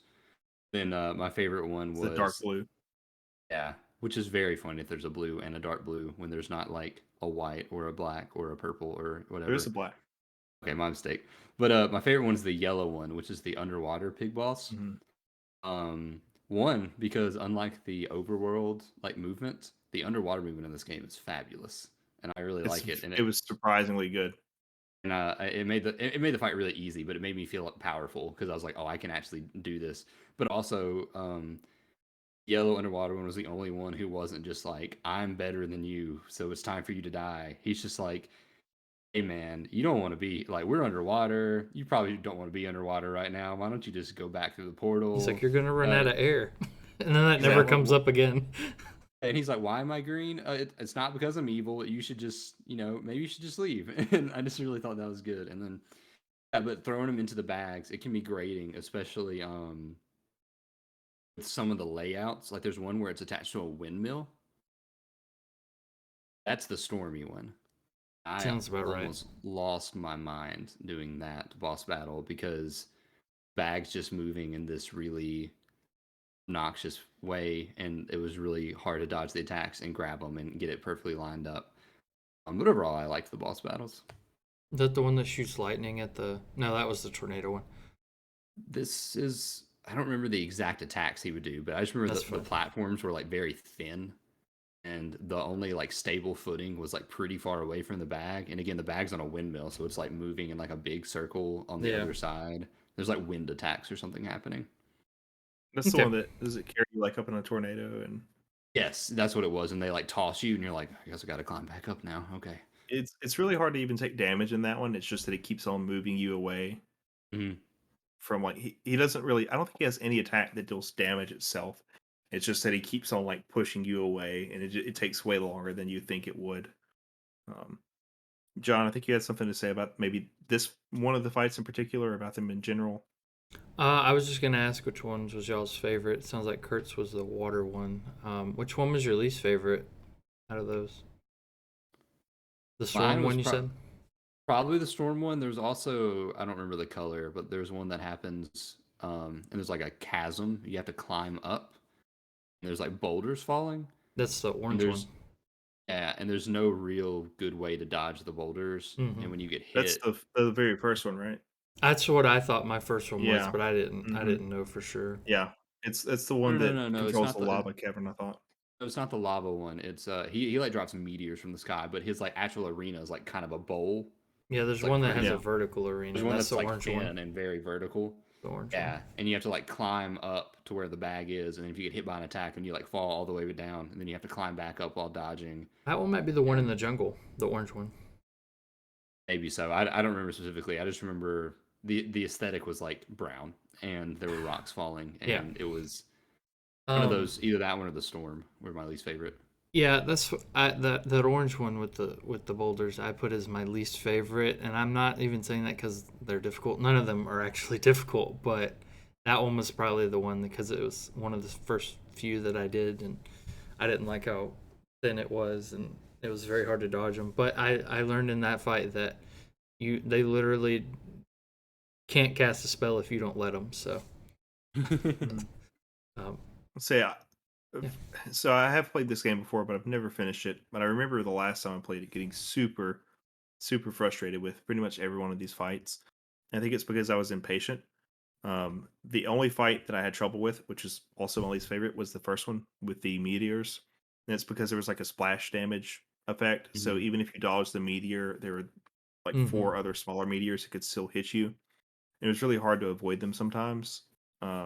It's like there's no way to jump around them. You just sometimes had to get hit. I think I died to that one twice, and I didn't die a single time on any of the other bosses. And every one of the other ones I killed, or I guess finished within about 5 seconds. And I felt kind of guilty, like to myself as a player. I was like, "That's it, that's it." But I guess the real meat and bread of this game, for me at least, is the exploration and like the areas and like the wacky characters and stuff. Because I think they would have put more effort into the boss fights, into making them varied, if that's what they cared about. I think really it is like the journey along the way, and I know that sounds maybe kind of goofy, but there's a reason that I say that, and we'll get to that a little bit later. But I appreciate how the boss fights weren't just walls out of nowhere. Like, I'm just not mhm, a big fan of a game where my favorite thing to do in a game is explore. I enjoy boss fights, but I'm not a fan when it's like, hey, all of a sudden this is really hard and just very different than what you've been doing.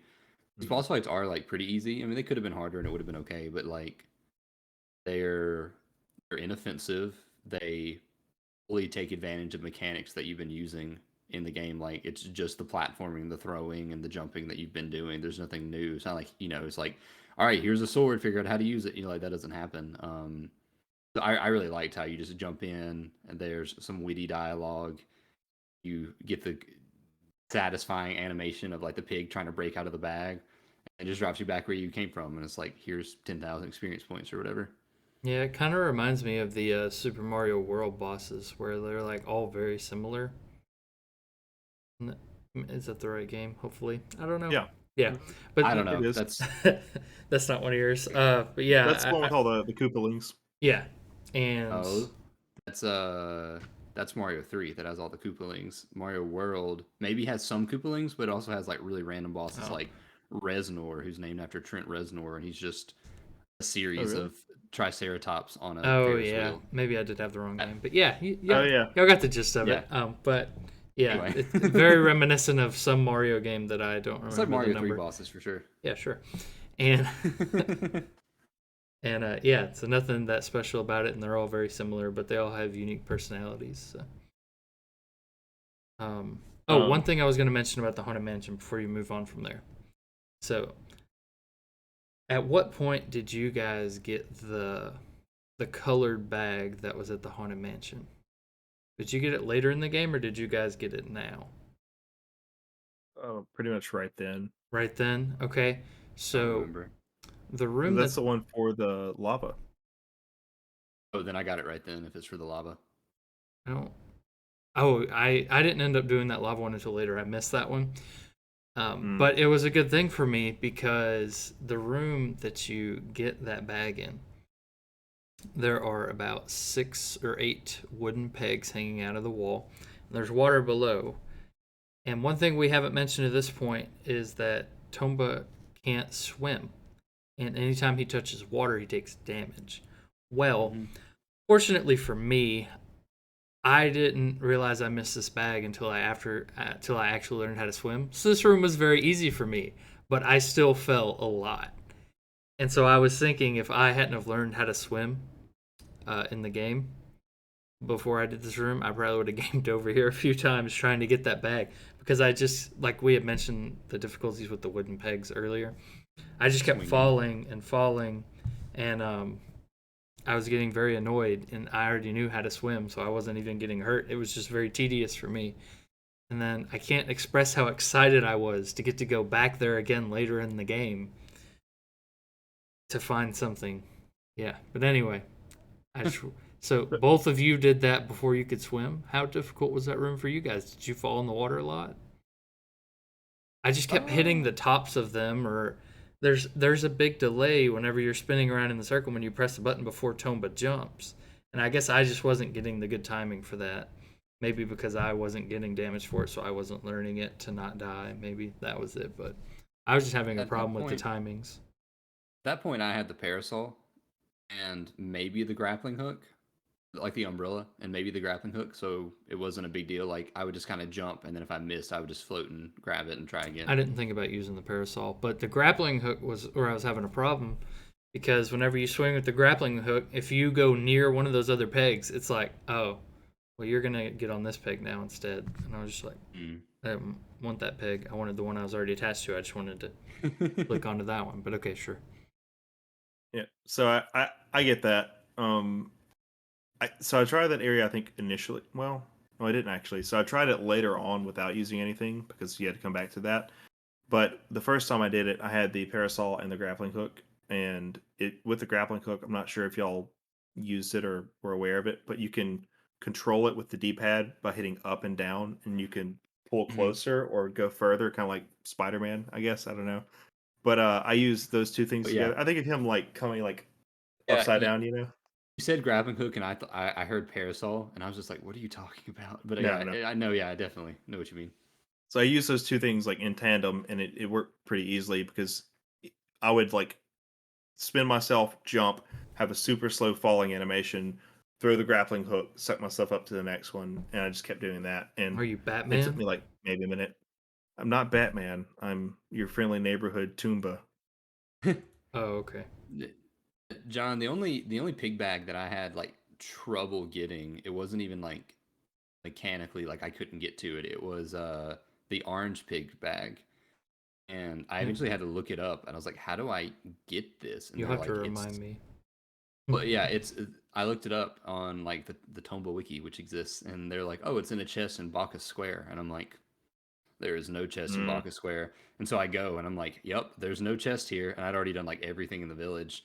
And I like clicked on the quest and it's like, I remember when it becomes available, like maybe after you fix the wine problem or something. I was yeah, like, I a little bit of panic set in. I was It was like, in the heart of the town, right? yeah, it's supposed to be. And I was like, I definitely did that quest. There's definitely not a chest here. And the wiki says nothing about why that is. And so I was like, did it glitch? Is there some other secret thing that nobody knows about? And I ended up like digging through a bunch of old forums. And somebody's like, yeah, you have to talk to this like one NPC that's just hanging out on the west side of town. And apparently it's the same NPC that like went with you on the quest. yeah. But all the townspeople, all like the male townspeople in They look the Bacchus look same. exactly the same, and so I just thought it was some guy. And apparently, after you complete the quest, you have to like go back and talk to him specifically, and he's like, "Hey, I left a chest for you," and then it spawns. And so that I think Oh, that's was like the last one I did because of that. yeah. I didn't have a problem with that. I You think must have just talked to him. I learned maybe midway through the game to just talk to them multiple times because sometimes they had something Yeah. new to say. That's one thing I wanted to talk about. I don't think I got into it earlier, but I talked about how this game like mechanically allows you to advance in like a lot of different ways and gives you pretty much all the tools you need. Um, this game also more so than I compare it to like Metroidvania games almost in some ways as far as like the backtracking, getting a new item that unlocks a new area. But unlike Metroidvania games, this game helps you a lot, and it might be frustrating. But if you're really stuck, if you go talk to everyone, it's going to help you out, and also, it gives you a menu that has event as like the listing for it, and it's essentially just a quest log, and you can go and click on previous events, and it gives you a short snippet of like Wait, where's that what you at? need to do. Yeah. If you So the hit select, yeah. Yeah, and then do what? if Yeah, I'm you familiar. yeah, I'm familiar, but on my like I was when showing you, my PS1 controller. This is a controller. I'm familiar with that. But So you so hit select, and it just pops up a menu, and it gives a couple of different options like map, status, event, oh that and oh okay. yeah, if you click event, then that pulls up like a full log and shows how many events there are, Okay. which ones you cleared, which ones are new. I didn't Okay. know about that, John, until I watched like a video that was because I was like, how do I get from point A to point B? And they were like, oh, if you press select, it opened up your map. And I was like, oh. There's only one real time that would have been helpful for me, and that's when I came back from like the week and a half of not playing. But other than that, I don't think it would have been that helpful for me for the main quest stuff because I kind of didn't really have too many problems with that. Just the running around was tedious, though. Mm-hmm. You know, it's a game. So after I guess it kind of depends on not necessarily the order because you have to finish the fight the boss pig at the mansion first, and that clears out the lava caves for you. The next pig that you can fight would be the pig at the lava caves. You can do that. You don't have to. I did. I'm not going to really take a lot of time on that because, like I said earlier, I really think the most fun for me that I had in this game is just exploring the areas themselves. Pigs are kind of secondary, even though they are the main focus of the story, I They're the guess. side quest, main quest. Exactly. So They're you just can fight the this check pig. boxes. Yeah. And like the thing is they don't there's some areas they affect more than others. Like the Phoenix Mountain, once you fight the pig for Phoenix Mountain, that makes a huge difference mechanically because you don't have the wind blowing anymore. But there's places like the Haunted Mansion, once you kill or defeat the pig that rules the magic over that area, it makes the mansion look prettier, more like a villa style house instead of just horror mansion, and clears up the weather. But the weather doesn't really affect anything. I think the only Mm. thing that it actually gets rid of as far as enemies are the birds. And Um, people move in too. Yeah, like yeah, pirates and thieves. thieves, Hmm. There were regular Yeah. people there too. synonyms. Were there? I don't Hmm. remember any regular people. The mermaid. Yeah, No, that's a not regular her, person. but there were regular people there too. When I went into one of the rooms, I just talked to one of the guys and I was like, "Oh, you just all moved back into your homes now. Oh, that's cool." Oh, those are all thieves. They're all Oh, part of a gang of like thieves. Yeah. They're not people, That John. They're thieves. yeah, exactly. I just want to be real clear about that. So after you get past the lava caves, on the other side of that is the Phoenix nest. We rode on the Phoenix's back earlier, but we weren't actually at his nest. I guess he was just resting on the top of Stormy Mountain. But you can ride with him again. You collect some fruit along the way, or flowers. I'm not sure which one they were actually. Uh, you give those to him. Mhm. They give him enough sustenance to actually fly you on his back again. At that point, he flies you to Makasari Jungle, how I believe it's pronounced, and drops you off in this new area. Um, it is not as frustrating as somewhere like the Stormy Mountain, but your traditional weapons don't work against enemies here. The enemies here are not like your traditional, like the pigs or the birds or anything like that. They're Makasari, like tribesmen, I guess. They're mm-hmm. people who actually live in the jungle, and you can attack them and kill them, but you have to use like alternative methods. So we talked earlier about the Jewel of Fire, That's what and I the way used. you actually it's the only way as far as I'm aware that you can Oh, actually attack them. Maybe the Jewel of Water, Oh, but uh the Jewel of Fire though it's a cool concept because it's not necessary at all to beat the game, but it does make areas like this a little bit easier. And the way you get it is actually by you have to kill enough enemies that give you red experience. Every time you jump on an enemy's head and bite it, it actually gives you a little ticker in the bottom left corner of the screen. I That's had wondered essentially what your that was level of that. for. Hmm. So I the didn't the realize it pink. was like filling up Go multiple ahead. bars. I didn't realize it was filling up multiple bars. Well, I did, but I didn't realize that multiple enemies had the same bars. I was like, maybe this is Hmm. just pigs, and maybe once I kill so many pigs, I'll get like some adventure points. I didn't know how it worked. Yeah, I didn't Yeah. until I So grabbed that red orb that I realized that's what that experience thing's for. That makes sense. mhm. 'Cause if you try to grab it before you have enough experience, it tells you, I think you don't have enough experience for this, Hmm. which you're like, oh, I have 300,000 AP. What do you mean? But that's what it means. It's the pigs and the I think cockroach birds or whatever are what give you red experience. Mhm. And what gives you blue experience are the needle gators on Storm Mountain and the black cockroach or cockroach birds or whatever that are in the haunted mansion, and then the green you get from the spiders in the dwarf forest slash watchtower, and also I think you get green maybe from the flying pigs that are in the lava cavern. But again, none of this is necessary, but it's just a fun little addition. Like I said, it makes the game a little bit easier to traverse. But these tribesmen, they are initially hostile. You can attack them with the fire amulet or the red stone, whatever it is, and it makes it a little bit easier. But I will say that for me, this area is one of the more frustrating because just mechanically, it's really hard to maneuver around. There's the biting flowers that are like they look like eggs that are Mm. like have teeth and bite you. Hmm. In this area, you're introduced to like a more extreme version that actually are covered in thorns. So even bumping into them will hurt you, and your normal uh, climbing mechanic is kind of stifled by these curly vines that if you jump onto them, you're just going to fall off of them unless you jump fast enough. So this area is just hard to traverse because you can't kill the tribesmen in a normal way. The eggplant thingies attack you whether or not you're actually jumping in front of them or not. Uh, I got a little frustrated in this area. I kind of forgot how much I didn't like it. It's a fun area. The music's fun, but just the maneuvering itself is really difficult initially. Did y'all have any similar thoughts? Well, I loved the death animation here Yeah.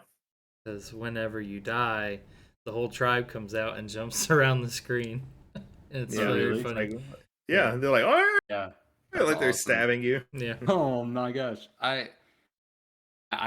I used save states quite a bit in this. I'm just like, oh, I fell. I'm gonna reload because it got to the point where I was like dying and just having to redo entire areas, and I was like, I don't want to do that. But forgive me if that's not in the spirit of the game, but whatever. It's 2022. Um, there was one. So I didn't find this one incredibly frustrating, maybe because I was save stating more than you were. But there was one point where you grab onto these like I assume they're some kind of fruits, but there might just be some Yeah. kind of yeah, and you like end up sliding Or down, and you have to clumps jump of from fruit to fruit, bananas. What and I'm then telling myself. eventually they like launch you into this cage if you're not ready for it. And then they just and that's the only time I saw the tribe come out where they like launched me into this cage and then it shut behind me and then they just all jumped out and then it just said like game over and I'm just like Yeah. Yep, there you go. You synced it. okay. Yeah. Also, since I mentioned the It's, game it's over, funny. it is very funny. The game over screen is very strange because there's no music. If you just die, it just like black screen and then it just colorful letters pops up game over and then it just stays there. It's just very strange. I It's don't like, know. all right, start over. That's just weird. I was very glad that it wasn't the type of game where if you get a game over, you start completely over. Because at the beginning, I wasn't using save states all the time. It's just when I got a little bit later and I realized that it's just going to take me to the beginning of this area anyway. It could So have I'm been just like that gonna. if you were dedicated. Just delete Well, your what I save mean. data every time you die. Oh, okay. Hey, check out our Pokemon Heart Gold Soul Silver Nuzlocke, guys. Exactly, yeah. Speaking of that, yeah. um, Oh, I like this area. I like the aesthetic of it. I'm a sucker. We talked about this, I think, for the Sly Cooper. I'm a sucker for like anything with a ton of foliage. And the enemies were annoying, but I just tended to either dodge or just tank through them. I don't even know if I even tried to kill them with the fire stone thing. so, kind of talking about having to restart, game over, and whatnot.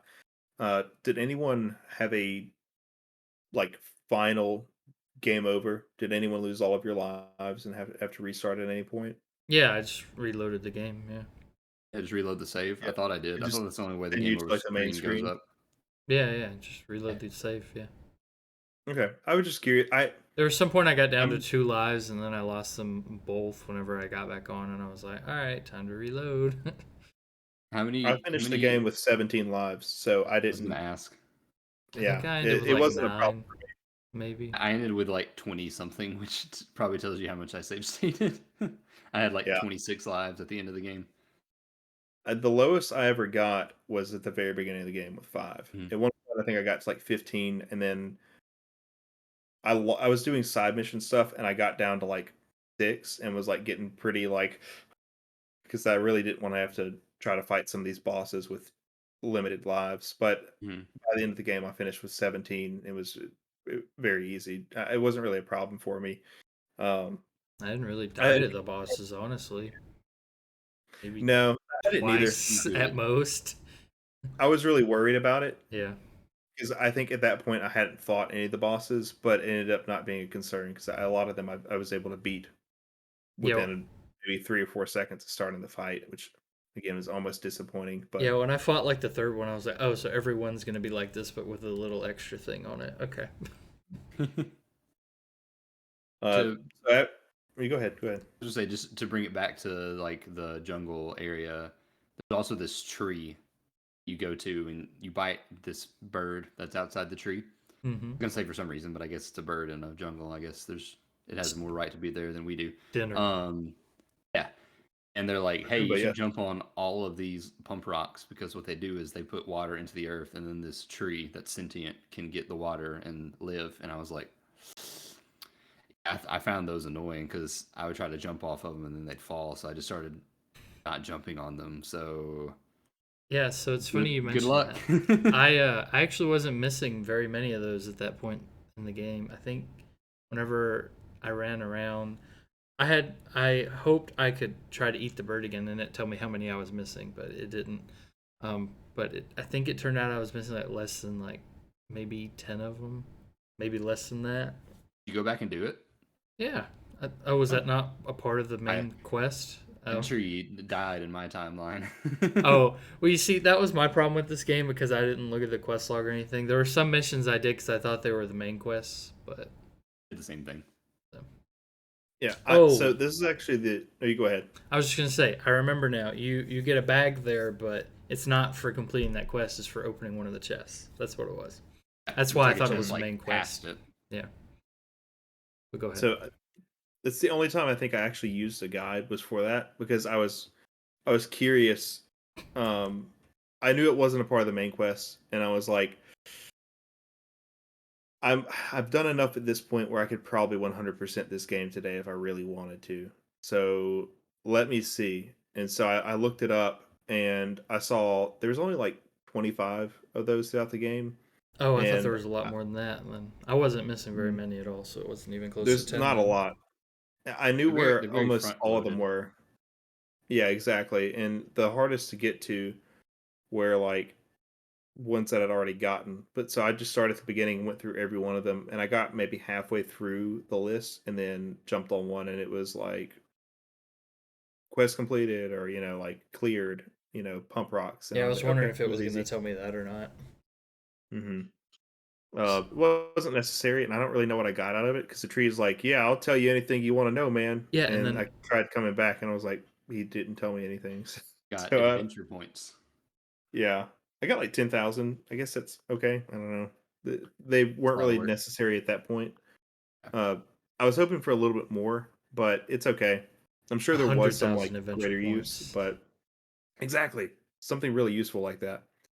But in this area is pretty short. I think the coolest thing about this area is that you meet Charles, our monkey friend. Yeah. Again, we discussed him very briefly earlier. He teaches you how to swim, which just makes a pretty big difference mechanically because now you don't have to worry about drowning.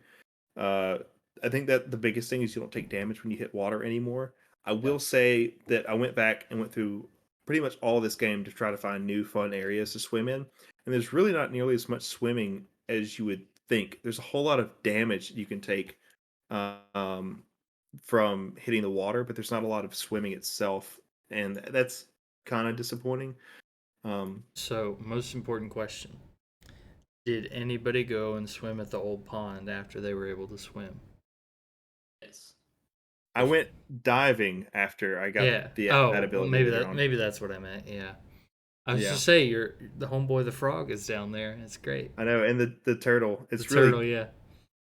Oh, it was a I good. didn't get the frog. Oh, sad. Got It's a really nice payoff in like the smallest way possible, but it made me very happy when you go later on in the game. You get a dive ability, but jump into the old pond and dive down. And they went through the effort of animating the turtle that saves you from this little pond and the frog that you threw in there.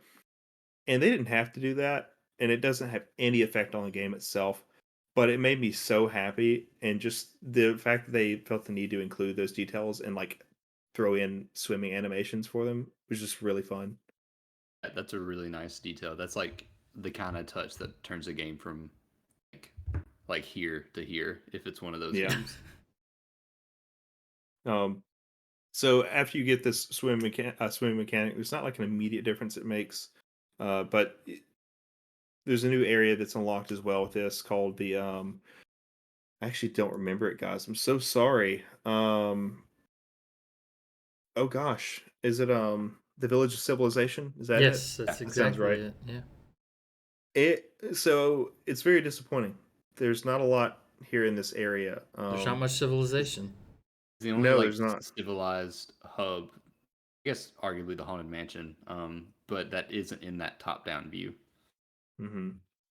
So there's a clock tower here. There's a guy here that allows you to kind of mm, progress in the game. He's necessary to learn your swimming ability. There's optional stuff with the go kart. There's a castle here, the Iron Castle, that's pretty bland. A bomb That's where my maker. favorite quest was in the game. Really, There's the a bomb. well, there's a guy standing in front of a door, and you know you need to get through the door, and he's like, I don't know what to tell you. There's no way you're gonna open that door, and then it just like it goes ding dong and like quest idea, and the just giant text drops from the screen that just says I need a bomb, and that literally just made me like belly laugh for a That couple that minutes. was one of the easiest quests for me because you go talk to that guy and he's like, "Yeah, I just hit a bomb in the largest tree in the forest or the jungle," and I Yeah, was like, "I know where that is," and I just went and grabbed it. I was like, "But I just climbed this a second ago. I didn't get anything." And it's like, "Hey, you found a bomb." I'm like, "All right, well this was easy." I was like, "Oh, hey, there's a door there." So, actually, a bit of trivia about this that I read, and we'll talk about this at the very end of the video because it makes so much sense to me. But apparently, this area was cut significantly in development. I could see that Uh, honestly. the Iron Castle was supposed to be fully explorable, like the biggest area in the game.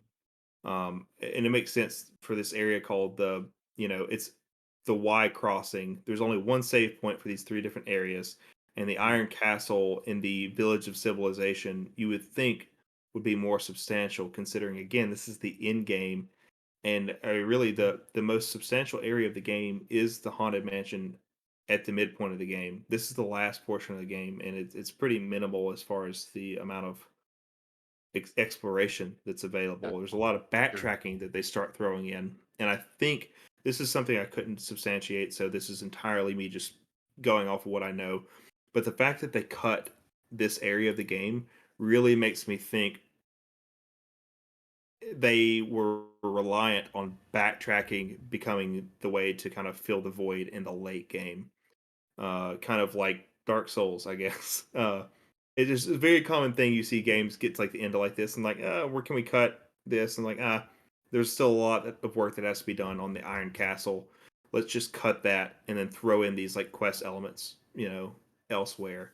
And the Haunted Mansion becomes even more important in the late game because you have to go back there to meet the mermaid who teaches you how to dive. You have to go back there later on to find some friends. Um, Wired open but doors. exactly, Unbreakable wire. Yeah. So it wasn't useful The one time, that for was it. me, I'd use it but once to open another door. I didn't even do that. So That's cool. it wasn't really necessary. I don't think, at least. Anywho, finish this area, and at this point, you've seen pretty much every area of the game except for the Trick Village. So you meet some friends there. They're like, "Here's your key. Goes to the Trick Village. Trick Village is where the 10,000-year-old man is. It's completely underwater. 1,000-year-old man is like a little rude and is like, "I need you to go get some math beads for me," which is just kind of to 10,000. me the hmm 10,000-year-old man. yeah. Did I say 1,000? Yeah. I just Oh, want my to bad.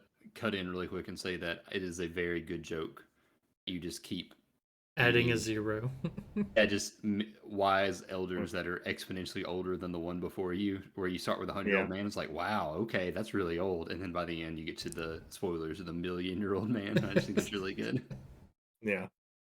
But with this one, as much as I enjoy his personality, because the first the 100-year-old man that you beat is very like, benevolent and like, yes, Nice. you are great. You will do this, Tomba. I have faith in you. And the second one is like, be wary.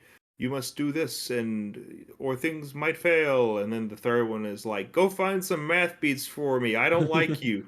And they make some jokes later on about them being like senile, like more senile the older they get, and you can kind of feel I them mean, I throwing get that it. in there. 10,000 years is a long time. 10,000 years will give you such a crick in the neck. Anyway, uh, but It was really this, good. Good impression. thank you, thank you. Yay. Yeah. We love you, Robin. This area is kind of boring to me.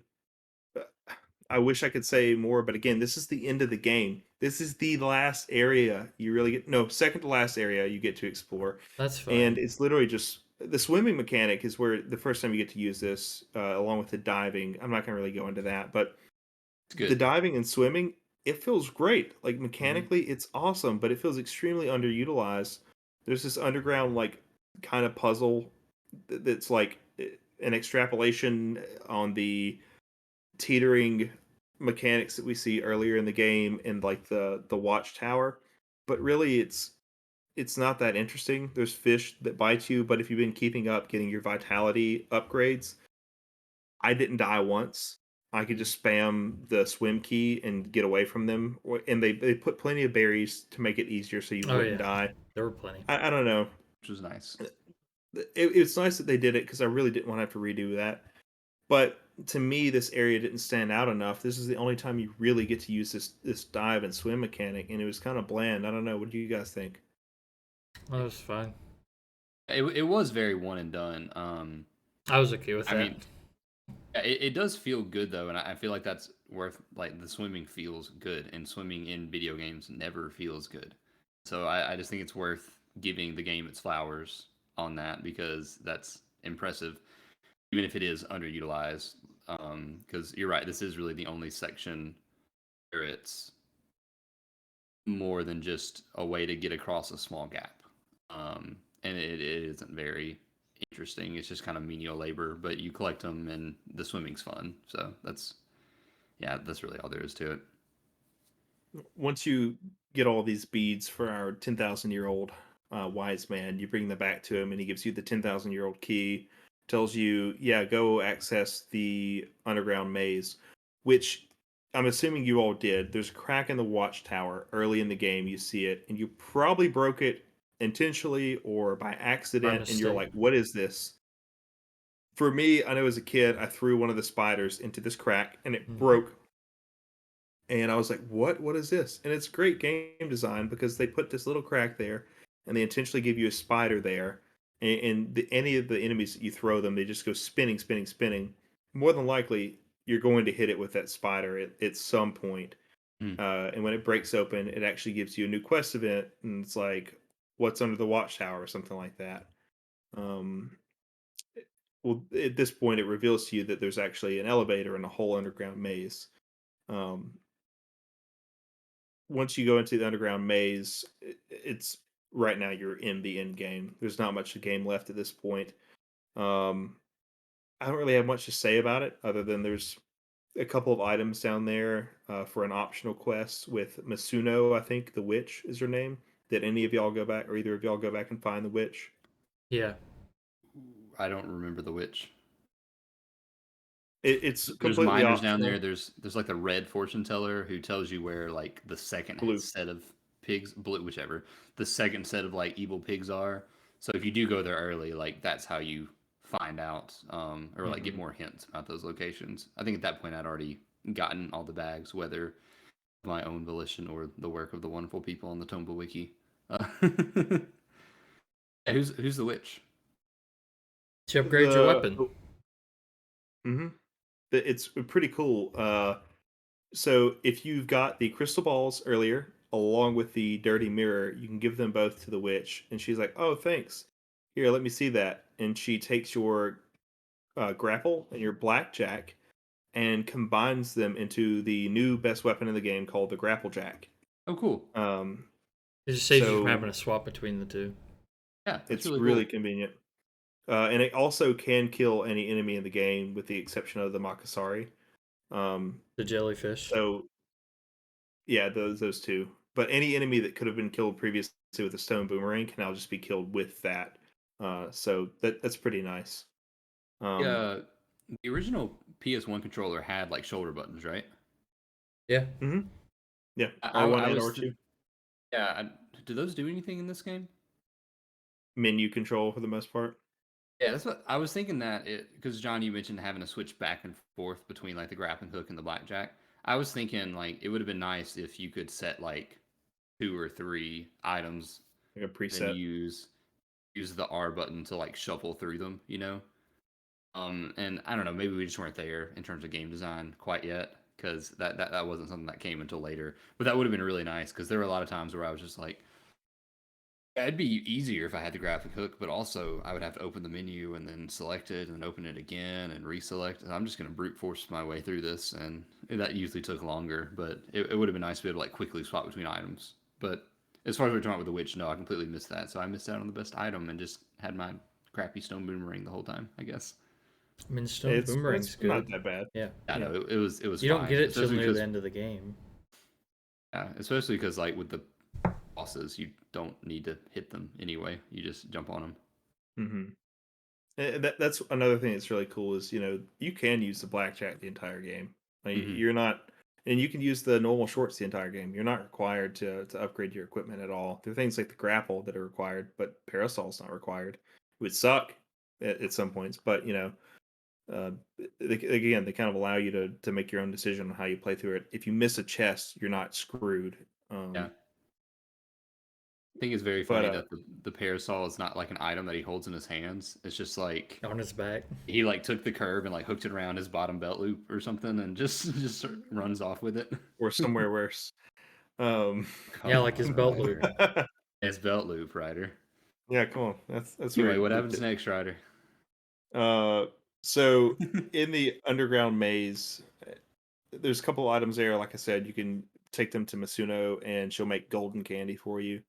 It's another quest item, not necessary at all. I at that point just stopped because I didn't feel like going through the rest of these things. But um, i- the maze isn't too complicated. The 10,000-year-old Not man at gives all. you a like a hook or a wire rather to, like, I guess kind of fish these Give me a doors lock. open. I don't know. Yeah, like Jimmy it. But I don't know. You open one and the rest of them open. The maze is pretty easy to get through. This area underground maze is really cool because there's a lot of areas throughout the game that you might have noticed, like, hey, there's a door here. This looks like a door. What does this do? An It's underground a maze door. connects the map a lot more. Exactly. So it's pretty cool getting to see that interconnectivity there, uh, especially if you're not using Charity Wings or our good friend Baron, who we haven't discussed yet. And I think it's Baron's great. maybe a good time to talk about Baron. Uh, early in the game, when you're in the Dwarf Forest and you're going to find the missing dwarves, The you dog. can find a dog, a puppy at the time, and its name is Baron. Did y'all find Baron at this point? I'm assuming both of you did. Yeah, Yes. I mentioned it during the Mushroom Forest. But yeah, hmm I found him. I healed them all up at the near the end. I found him, got the quest to heal him, and then promptly forgot he existed. Then at the very end of the game, they're like, by the way, here's Baron. He's an adult and also he's magic and can fly. And it's like, I remember this puppy from like my first 30 minutes in Oh, this game. so it still shows Did up you if not you heal don't him? do all the healing? Oh, yeah, he just shows up at the end. And then the crazy part is I went back to this is jumping ahead, I guess, but you That's fine. can I just take what the million-year-old man tells you? Yeah, go ahead. So you go to the million-year-old man, he's like, right this way, sir. And he's like, you defeated all the pigs, so now you can just do, oh no, the pigs are escaping. And then all the pigs come back to life for some reason and escape. And he's like, huh. Looks Oh, like you can just get anybody to stand on these pedestals and this door will open and you can defeat the ultimate evil pig because there's a secret ultimate evil pig. Go find some friends. And I'm like, oh, okay. Are you my friend? And he's like, nope, but here's a dog. And it's like, oh, okay. So I flew around and you you fly back to I first thing I did is I talked to all the other old men, and they're just like, "Good luck," and it's like, "Well, can you?" And they're like, "No." Oh, And I was like, "Oh, okay." I went to all the But anyway, villages. I digress.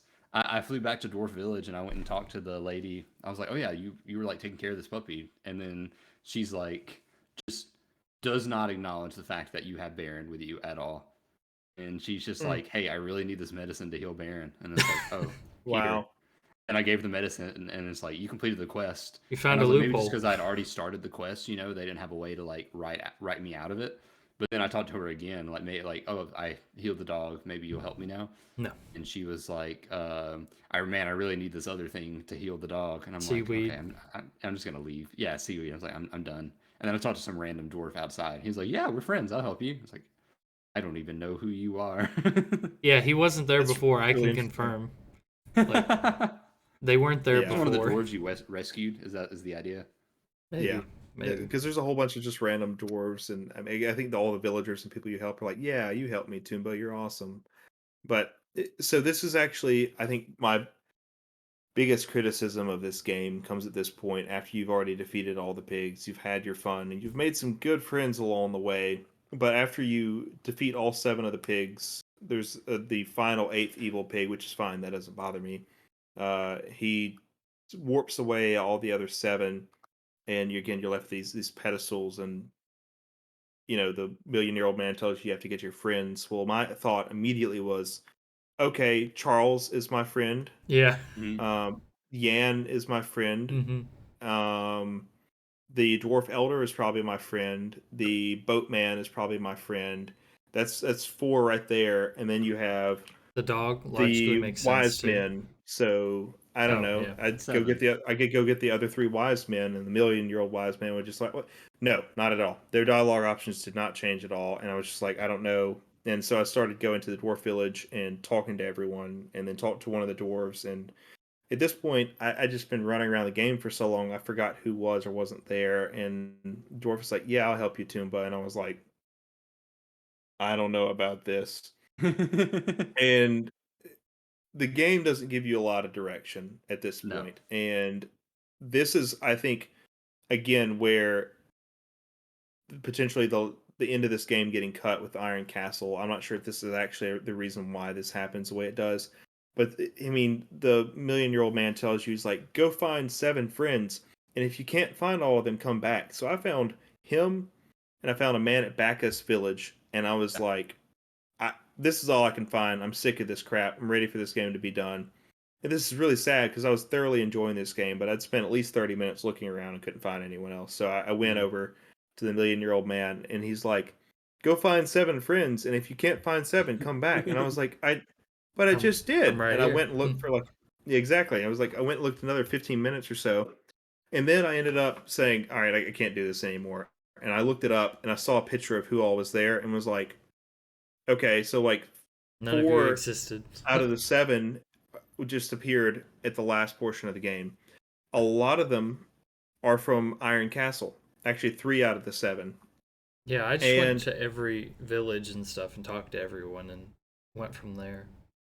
which, I don't know, it's just the backtracking has not really been a problem for me throughout a lot of this game because there are a lot of hints along the way and tips. But then you're left at the very end of the game. It feels like they were like, we have to make this more complicated than just having him fight the final pig. It's How too should we do easy. this? Oh, let's make him backtrack and Yeah. talk to his friends. But again, there are actual named characters with That they significance didn't to the use. story. It Exactly. it's a cool idea because it's It's almost like like a victory Naruto. lap. I don't know what that Yes. means. It's It's just like a like Naruto.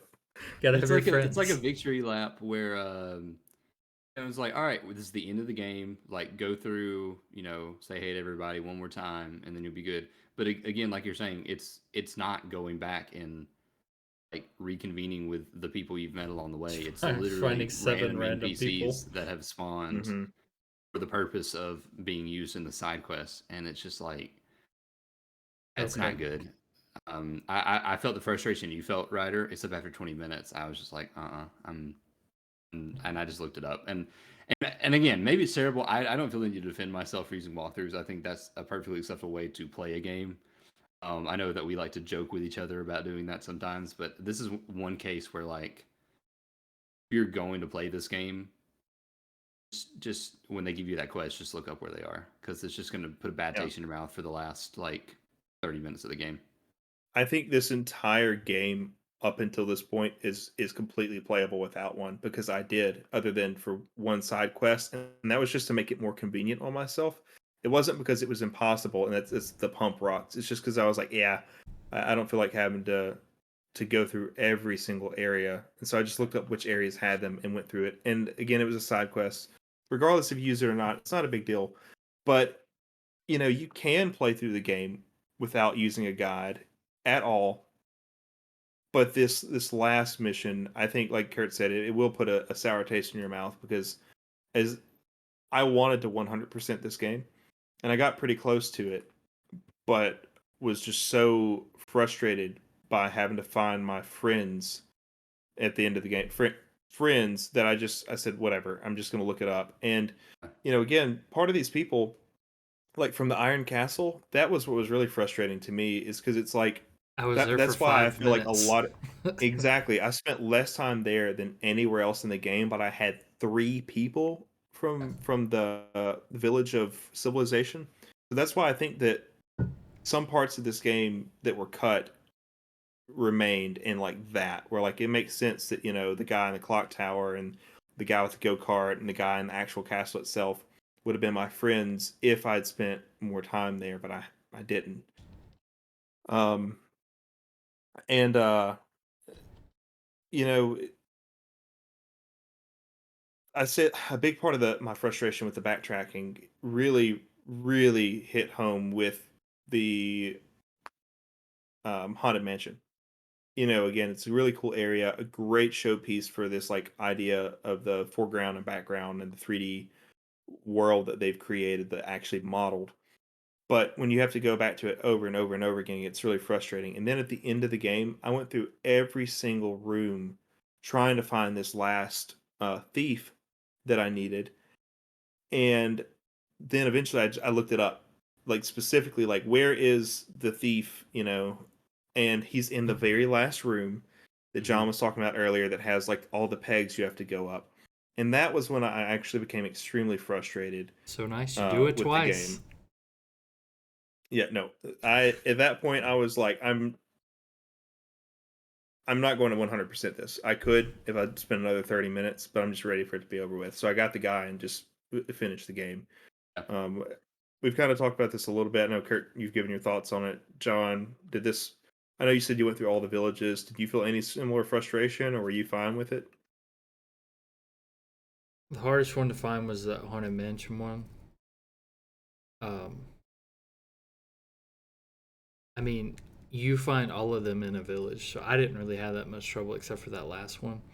But I knew it had to have been in the haunted mansion somewhere. I took a lot of time going through each of the rooms to try to find them. And then, of course, one of the last ones I checked is that one, and I was like, "Why is it up here?" Because I went in there to check it, and I thought it would be near the front of the door, and so I left that and kept looking. And then I was like, "Okay, well, I'll check it one more time." And then it was up there, and I was just like, "This is disgusting." So that one, getting that like one last person, I can see that you're frustrated by that.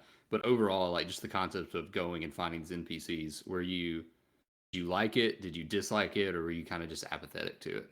Me, Yeah, I just I thought it was a waste of time, honestly. But you know, kind of apathy, yeah, slightly negative apathy. Okay, just curious. I thought it was tedious for no reason. I was like, "Well, I'm already here. Now you're gonna And make me go the do final this." boss door is right there. It was literally The open too, but they were sitting there talking to you instead of letting you go through it, and then the pigs disappear. That's every piece of fiction Yeah. ever. It's Well, I like, mean, hey, if you just would act right now instead of talk, then this would be over. yeah. So I will say that I liked quite a bit that. So as frustrating as it was having to go back, I think the reason why they gave you that opportunity, it To do any last to minute quests. exactly, and I think that's a genius idea because, for example, I thought that I'd soft lock myself out of a whole bunch of quests in the Dwarf Forest because that was the very last location I went to clear. Because I thought, oh, I'm just about to beat the game, but I beat the seventh pig, and they're like, actually, there's another one. So that did allow me to have like a victory lap, like Kurt was saying. My real frustration was just that there's no real rhyme or reason to the people that you're Yeah. getting, because these aren't people you've talked to before. If these were people that you talked to before and actually befriended, had quests with, I'd be completely okay with it. Yeah. The real adventure Is was the friends we made along the way. It's too bad that none of them were exactly. included in the ending. The I can see it as like a way to give you like hey, it's about to be the final boss. There's one more thing you got to do, and then it's the final boss. So make sure you do any side questing. But they literally could have just had a like million-year-old man be like, "All right, Tomba, this is it, the final boss. Are you ready to go in?" And then just have a dialogue box Yeah. that says yes or no, or just give you the option to not walk through the door. Like there didn't have to be this quest. I think really what a big part of it was that they were trying to push home the idea. I mean, yes, kind of in a joking way, John said this, but I think really they were trying to say like, oh, you know, the friends you made along the way were, what makes this game so great. Because it really Which I wasn't the boss like. fight. It was the exploration and the characters and the wacky story and stuff. Um, but it could have been done in a better way. I guess is Yeah. just what I'm Well, beating a dead horse at this point. maybe their philosophy was you wouldn't want to put your friends in danger. Anyway, go ahead. Yeah. So you get some random strangers. I wanted to bring this up real quick before we wrap this up. With the Baron event, that's so interesting to me that I think it's extremely smart that they allowed you to use Baron anyway. Hmm. And I think it's great that for me and John, who finished it early, we were rewarded by I was able to use him pretty early in the game to fly around the map. And that was so convenient, just being able to go around the map without having to worry I about bet using charity wings or anything else. I had to be very like selective about when I was like, well, that's only like 2 screens away, so I'm just gonna walk because I don't have enough charity wings to afford like just jumping over there. Yeah. Exactly. I could go anywhere, and especially when I was wanting to heal, I could just Yeah, I did that. fly back, and I went to my hot it's tub really a lot. nice. Probably why I had to save Um, state more. I mean, honestly, yeah, it's probably a big part of it. It was super convenient. I'm glad that they rewarded me and John for Yeah. doing that early, but also I understand why, and this is really nitpicky because I don't remember finding a lot of like soft lock, quest or issues with like dialogue chains or anything like that in this game. So I'm not going to like nickel and dime and pick this apart for that one issue. But it is really interesting that as tight as this game is otherwise, that they didn't write out that dialogue with Baron. Yeah. You know, um, really I think small I issue. think again it's just because they already like given the quest. Hmm. So the only way it would be like quest failed, but then also Baron's better, so you just lose the adventure points, and then I don't know. It probably was just something that could have just been an oversight, but it could also just been like, well, if somebody's just going to make it all the way to the end without doing the side quest, then they're probably not worried about doing the side quest, so they're probably not going to like check Yeah. in on it again.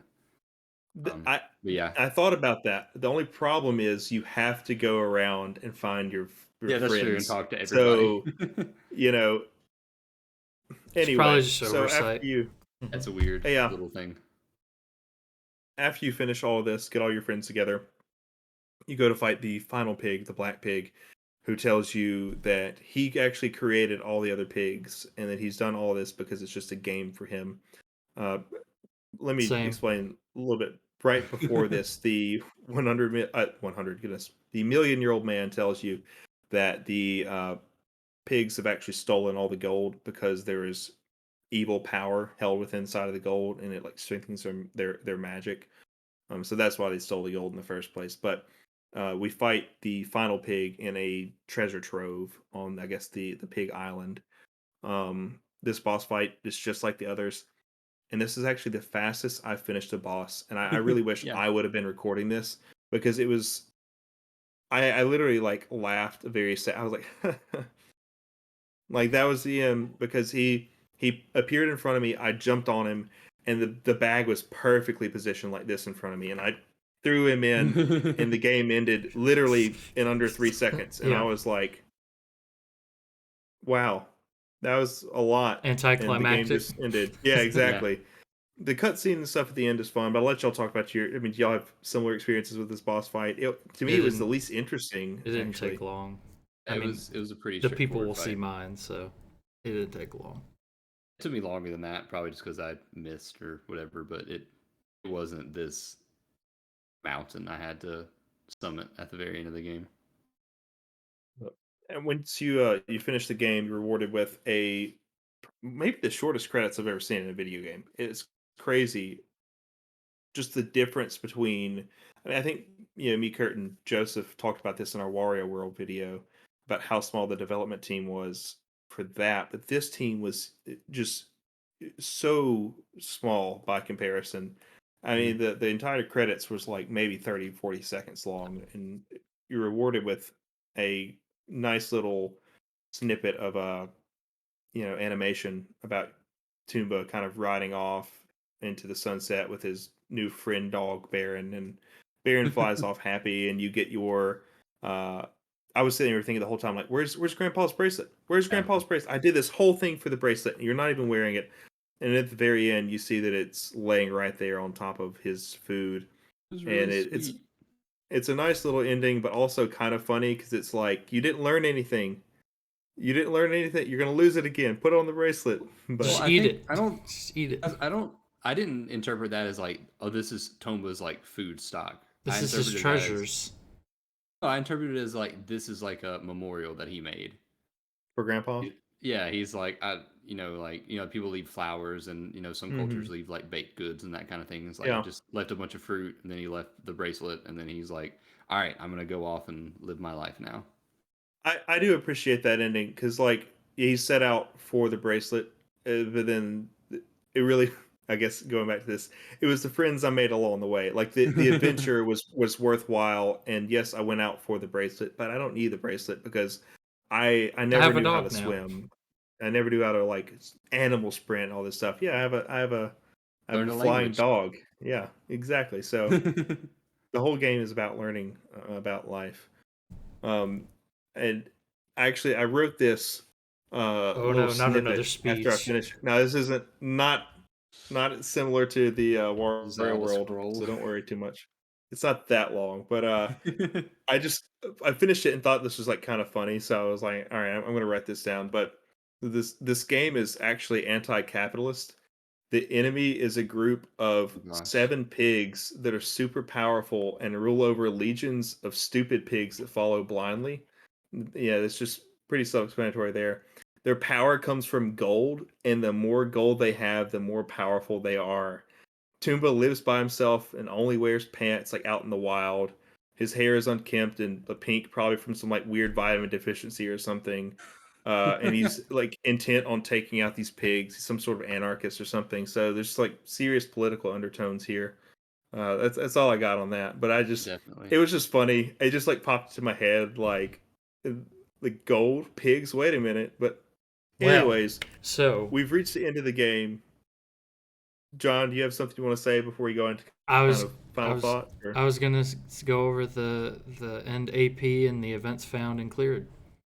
oh yeah, Before we do let's go that, into that. I just want to rapid fire through a couple just like Uh oh. very brief thoughts about the game. Hey everybody, These are just welcome to things. our Salty's Tears. No, Go no, no, ahead. no. It's not that. It's just there are a few things in my notes that we didn't get to. Yeah. Yeah, Um, go ahead. Please, by all the means, like I said, this is a hard game to discuss in the first place. So either one of you, if you have anything that we yeah, missed, I'm go ahead and good. hit it. the controller customization, like customizing what button does what. This is better than like a lot of new games. This is better than most Nintendo games that come out today. Because I was having a really hard time with the They set the attack bar button. low. They do, but it's 2022. Come on. They, like I was having a hard time with the attack button being on circle. 'Cause I like being able to jump and then attack, and it just felt more natural for attack being on square for me. I don't think mine was on circle. Mine was on square. Mine was already I on was on square. circle by default, so I went to the What? settings. I don't know. I went He to the actually played settings and Tomba too. Yeah, I went to the settings and I messed with it, and there was like a lot of like you couldn't just say like this button does this button does this, but there was like 4 to 6 different options like that switched presets. around what the buttons did. The music is catchy throughout the game, but it's also kind of grating, especially in the open areas because there's a lot of steel drum, which is really interesting. I don't know what the appropriate instrument is for like wild boy fighting greedy pigs, Steel but drum. steel drums was just very interesting. I don't know Um, instruments, so that's all I got. Steel drums are It's nice. It like just was a weird choice. 60% of the It's like soundtrack. yeah. Um, and this is just rapid fire random thoughts. Enemies respawn like way too fast. They You do. kill an enemy, and then you like then like you move like Mhm. in a pixel past where they spawn. You're like, oh wait, I forgot something. I want to get that pick up, and you like step back and they're there again. And again, that's just a product of its time kind of thing. But that was frustrating, especially in areas like The jungle is the only place I really had that problem. I had the problem in I think the watchtower and in like Spiders. Oh, the and the spiders, mountain. yeah. Yeah, because I wasn't sure where to go, and I would just kind of wander around, and then the enemies would just constantly be there, so I couldn't even remember like where I'd been based on like no enemies being there. Um, the 1 million-year-old man says that you have beautiful eyes, and I just thought that was really funny, and I wrote that down. And then last thing, Charity Spring. We didn't mention that, but that's where you give the leaf butterflies to the guy. Yeah. On the far left, first of all, the fountain's not working. I never got it to work. I don't know if one of you guys wants to talk about that. But on the No and far no. left, there's a dwarf who's just like, "Sorry, can't let you past here." I never got him to let me pass there. Do You you have know to. what that's about? I do. He was Okay. like, "You crying will not make me open this," and I was like, "You You had to wanna use the you like wanna crying check?" mushroom. Yeah. He's like, "I was just Yeah. kidding. I was just kidding. Here, go ahead." Oh, that's cool. What's past there? Anything worth? It's a slide, and you get some kind of item for some sort of side quest, and it leads you Yeah. to the mushroom forest. Oh, that would have been a nice shortcut. Okay. That's all I have. Thanks. So I got the actually got the charity fountain to work. I'm not going to go into like so the quest itself is long and like a little complicated. It took me a while, Tedious. and there's like 6 different steps to it, and that's not tons, but they're each one is tedious in it of itself. So Hmm. um, I got it working, and the reward that you get is a like psychic fish, not psychic fish. That's it's a sacred fish, and you equipped it, and it gives you red pants and allows you to like run and jump faster than any other like pair of pants, and that's kind of fun, but also like why is it a fish? I don't know, Wait, but I got the red pants, but I didn't remember getting the fountain working. Oh, maybe I did. I just didn't remember. I once you like get the fountain working, you have to like use tears on it, but like tears from like one of the flowers. But it's funny because Oh, I the did do that. statues come alive. Oh, did you? So the statues come alive, and it's really funny because the statues They they pee. start peeing. Yeah, Yeah. yeah, they're peeing statues. There's not much else to it other than that. It's just funny watching them like pee, and they made like a tree grow from their pee. So it's just really Nice. funny. Like it's juvenile, but it's so funny. It's almost like It's this is a Um, kids game or something. I enjoyed it thoroughly as an adult. But yeah, I don't have much else to say about like the side quests and stuff like that. As far as numbers themselves, actually, I do want to say this. So the music, I thoroughly love the music, and I think it fits the theme of the game. There's some like really catchy music that I think stands out in an era with lots and lots of catchy music. Hmm. Um, like Seeing one of you know, the seeing one of them now. dum dum dum dum dum dum dum dum It's John. It's been a couple weeks since I've played it. Is this actually one of them? You guys know Okay. I'm not musically inclined. Okay. I'm gonna believe you. I did enjoy the music. It got a little repetitive when I got stuck. Yeah. So I loved like every bit of the music, and I think there's a lot of effort put into it again to like fit like the different themes and stuff. And I really love that after you get rid of the evil magic in an area, the music shifts like accordingly. I liked all the original themes more, but I think it's just nice that they put in the effort to write more music for all these areas because they had if they didn't change the music, I wouldn't have thought anything else about it. But it's a cool addition to have the music change along with like the scenery. The composer for this was Harumi Fujita, who worked on a lot of Capcom games alongside Oh, of from Dragon Ball Z. Takuro Fujiwara. No, um, Oh, what okay. is there a Fujita from Dragon Ball Z? Nah, it just sounded like Oh, Vegeta. Oh, Vegeta. Yeah. Vegeta. Yeah, no. But as far as the end game itself goes and our scores, we can go ahead and talk about that before final thoughts on the game. Got it. You go ahead, Kurt, then. Since you save stated, I'm sure you have the worst scores. Probably, you're probably right. Okay, so my total AP was 878,300. It's respectable. Do we want all the numbers from the end of the game or just the Yeah. events cleared? Found and My cleared total- would be cool. Playtime was 4 hours and 36 minutes. Yeah. Events found was 104, and then events cleared was 83. All right, Ryder's turn. You sure? I think I'm going to blow you out of the water. That's why I wanted you to go first. Okay, all right. So my AP was 1,659,200. That's respectable. My playtime was Dang. 7 hours 26 minutes. My events found were 124, and my events clear were 116. I did look this up because I was curious after I finished the game. There are 130 events total, and I think some of those are chain events. So I was pretty close to finding all of them, but again, that last little bit kind of put a sour taste in my mouth, so I didn't feel like doing it. But go ahead, John. All right, well, John's don't ready to get throw down. don't get too jealous, guys. But I 100'd the game. Did you really? Yeah, I got events Yeah. cleared 100. Yeah. Oh, okay. Oh, Got 'em. dude. I was like, "There's no way you did." No, I But, 100'd the Presents game, you not an issue for it. 100%'d the game. I 100'd the Okay. game. All right, I He has even 100 AP. no events cleared was exactly 100. Events found was 113. I spent 6 hours and 50 minutes playing. And my AP was 959,500. Last place again. So now that we kind of have our little lineup here, I think it's a good place to kind of talk about the game in summary. Anyone can go first. I'll go last since I'm the one who kind of picked this game. So I guess Kurt, you want to go first? Yeah, sure.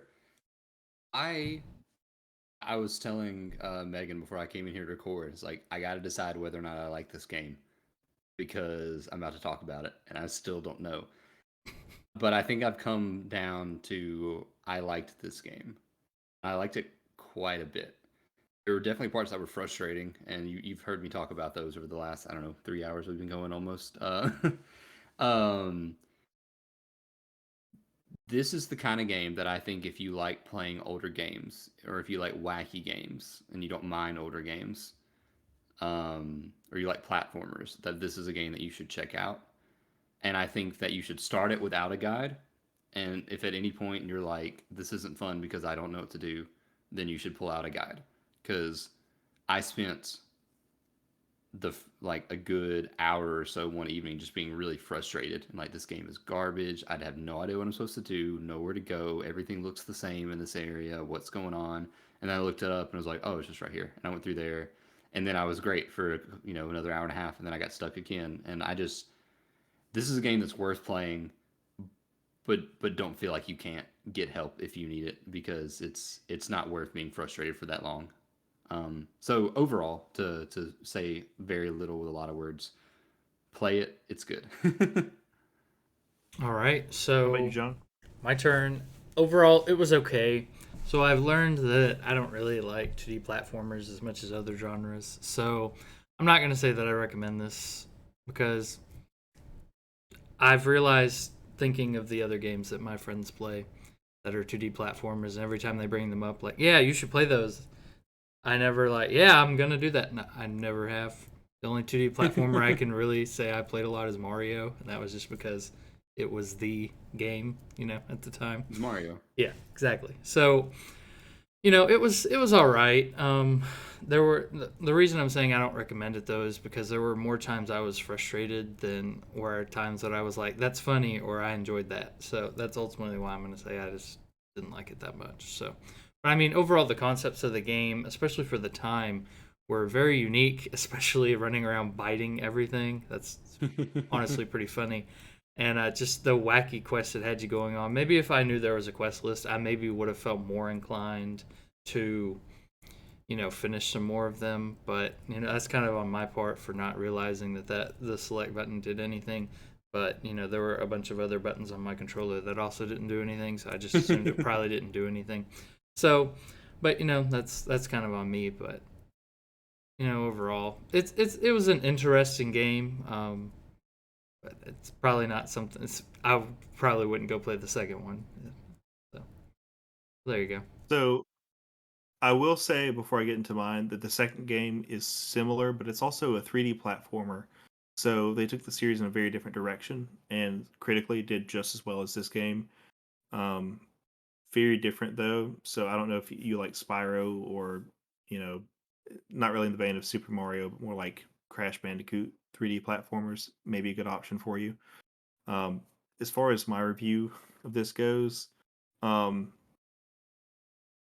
I grew up playing this, and so I definitely have a certain nostalgia for it. There's a reason why I picked this as part of my backlog crew because like I said, this is the first time I've ever finished this game, and I will say in the least biased way possible, with the most adult brain that I have, as far as just knowledge of how video games work at this point in my life. I think this is a good game, like mechanically, structurally, like story, sound design has problems here and there, but I love the music itself. I think this is a really, really good game, especially for a 25-year-old game. For me to play it and enjoy it as much as I did, because there are other games from my childhood that I've tried played to play and be like, I don't know about this, but this one, I think it's good. There's a reason why it's maintained a cult following for still 25 years. Um, it makes me really sad. I think that this is I played this legally, of course, but I Of think course, this of game is a course. great example of why emulation should exist, and why it's kind of sad that some publishers and companies are pushing so hard for people to be sent to prison and these websites to be shut Nintendo. down. Excuse me. Yeah, yeah. Sorry. This is Cold. a game that it is very, very hard to find a working ROM for this. It's even harder to find information about this game, and it is nigh impossible to find a copy itself of this game that works. And imagine, things like Van Gogh's, paintings not being public record, or, being able to be accessed publicly, that they might have disappeared much earlier Mhm. if, they were stuck in some sort of, rights hell. And that's kind of the state of Tomba, where you have Sony on one side who's saying, I own this. And then you have Whoopi Camp, the studio that's completely dissolved 20 years ago now, saying, no, we have the right to this. So this game was re released in 2011 on the PlayStation Store, PlayStation Network, and was downloaded quite a bit by people like me and people who maybe were new to it. Um, but people want to remake to this game, but there's not enough traction, and it's still stuck again with these executives kind of butting heads of who actually has control over this game. And I know I'm kind of going off the rails here, but I think this is a good game. I love this game, and I think this is a great example of, again, why emulation is not as cut and dry as you're stealing a video game, because this game isn't even available for purchase anymore. The PlayStation Network is down. You can't buy this for the PlayStation 3 anymore. There's no legal way to obtain this game. And On I think eBay, it'd you be can get really it for sad if this $195. See, it's so easy. And It's just that people easy. might make an argument to All you get need is that, a PS1 but and a CRT and exactly. And controller. even Yeah. assuming we did get that, would I have to share my copy with you, Kurt, and then you would share that with John, and then you get back? There's That's what we just did, so many though. other Yeah. factors in this. Exactly, that's exactly what we did. So all of that to say, I think it'd be very sad if There's a a game controller I like use this for it. disappeared.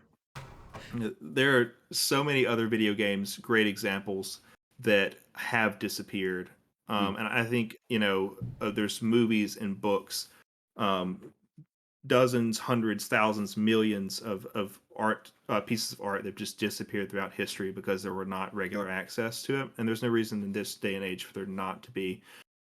All that say, again, I think this is a great game. I do recommend it to any fan of 2D platformers, even fans of 3D platformers. I think you're going to find stuff that you really enjoy in this. I thought this was going to break down about like this before we even played the game. This is a game up Kurt's alley.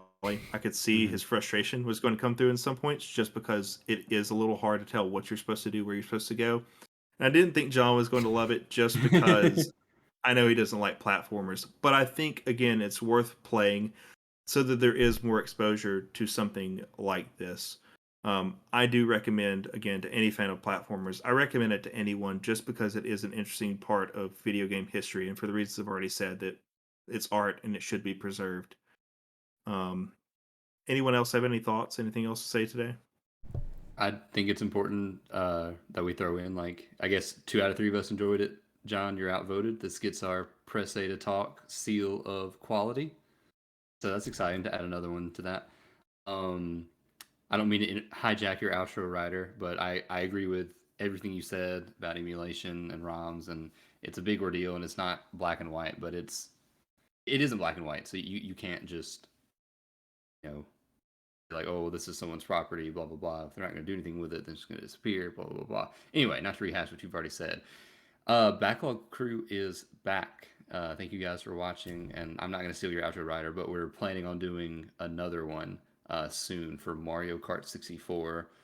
John and I will be returning. Zach, who you might have seen in our Star Wars role playing series, is Which planning will on also be joining us making a as return. well. Yeah, do what? So, which will also be making a return Will also make a rather return. soon. And I'm still gonna try to talk Joe into it, but we'll see what happens. He says he's busy with his job or something like that. But yeah, I look forward to that Or coming he gets up. And paid or something. It's weird. yeah, it's like spending time with us isn't payment enough for him. But anyway, Ryder, I've hijacked your outro long enough. You've been the host No, today. you're You've good. been wonderful. Go for it. Thank you so much, guys, for tuning in. This has been another episode of Backlog Crew. Again, my name is Ryder, and I'm here with Kurt and John. Thanks for finding us here at Press A to Talk. Have a great day.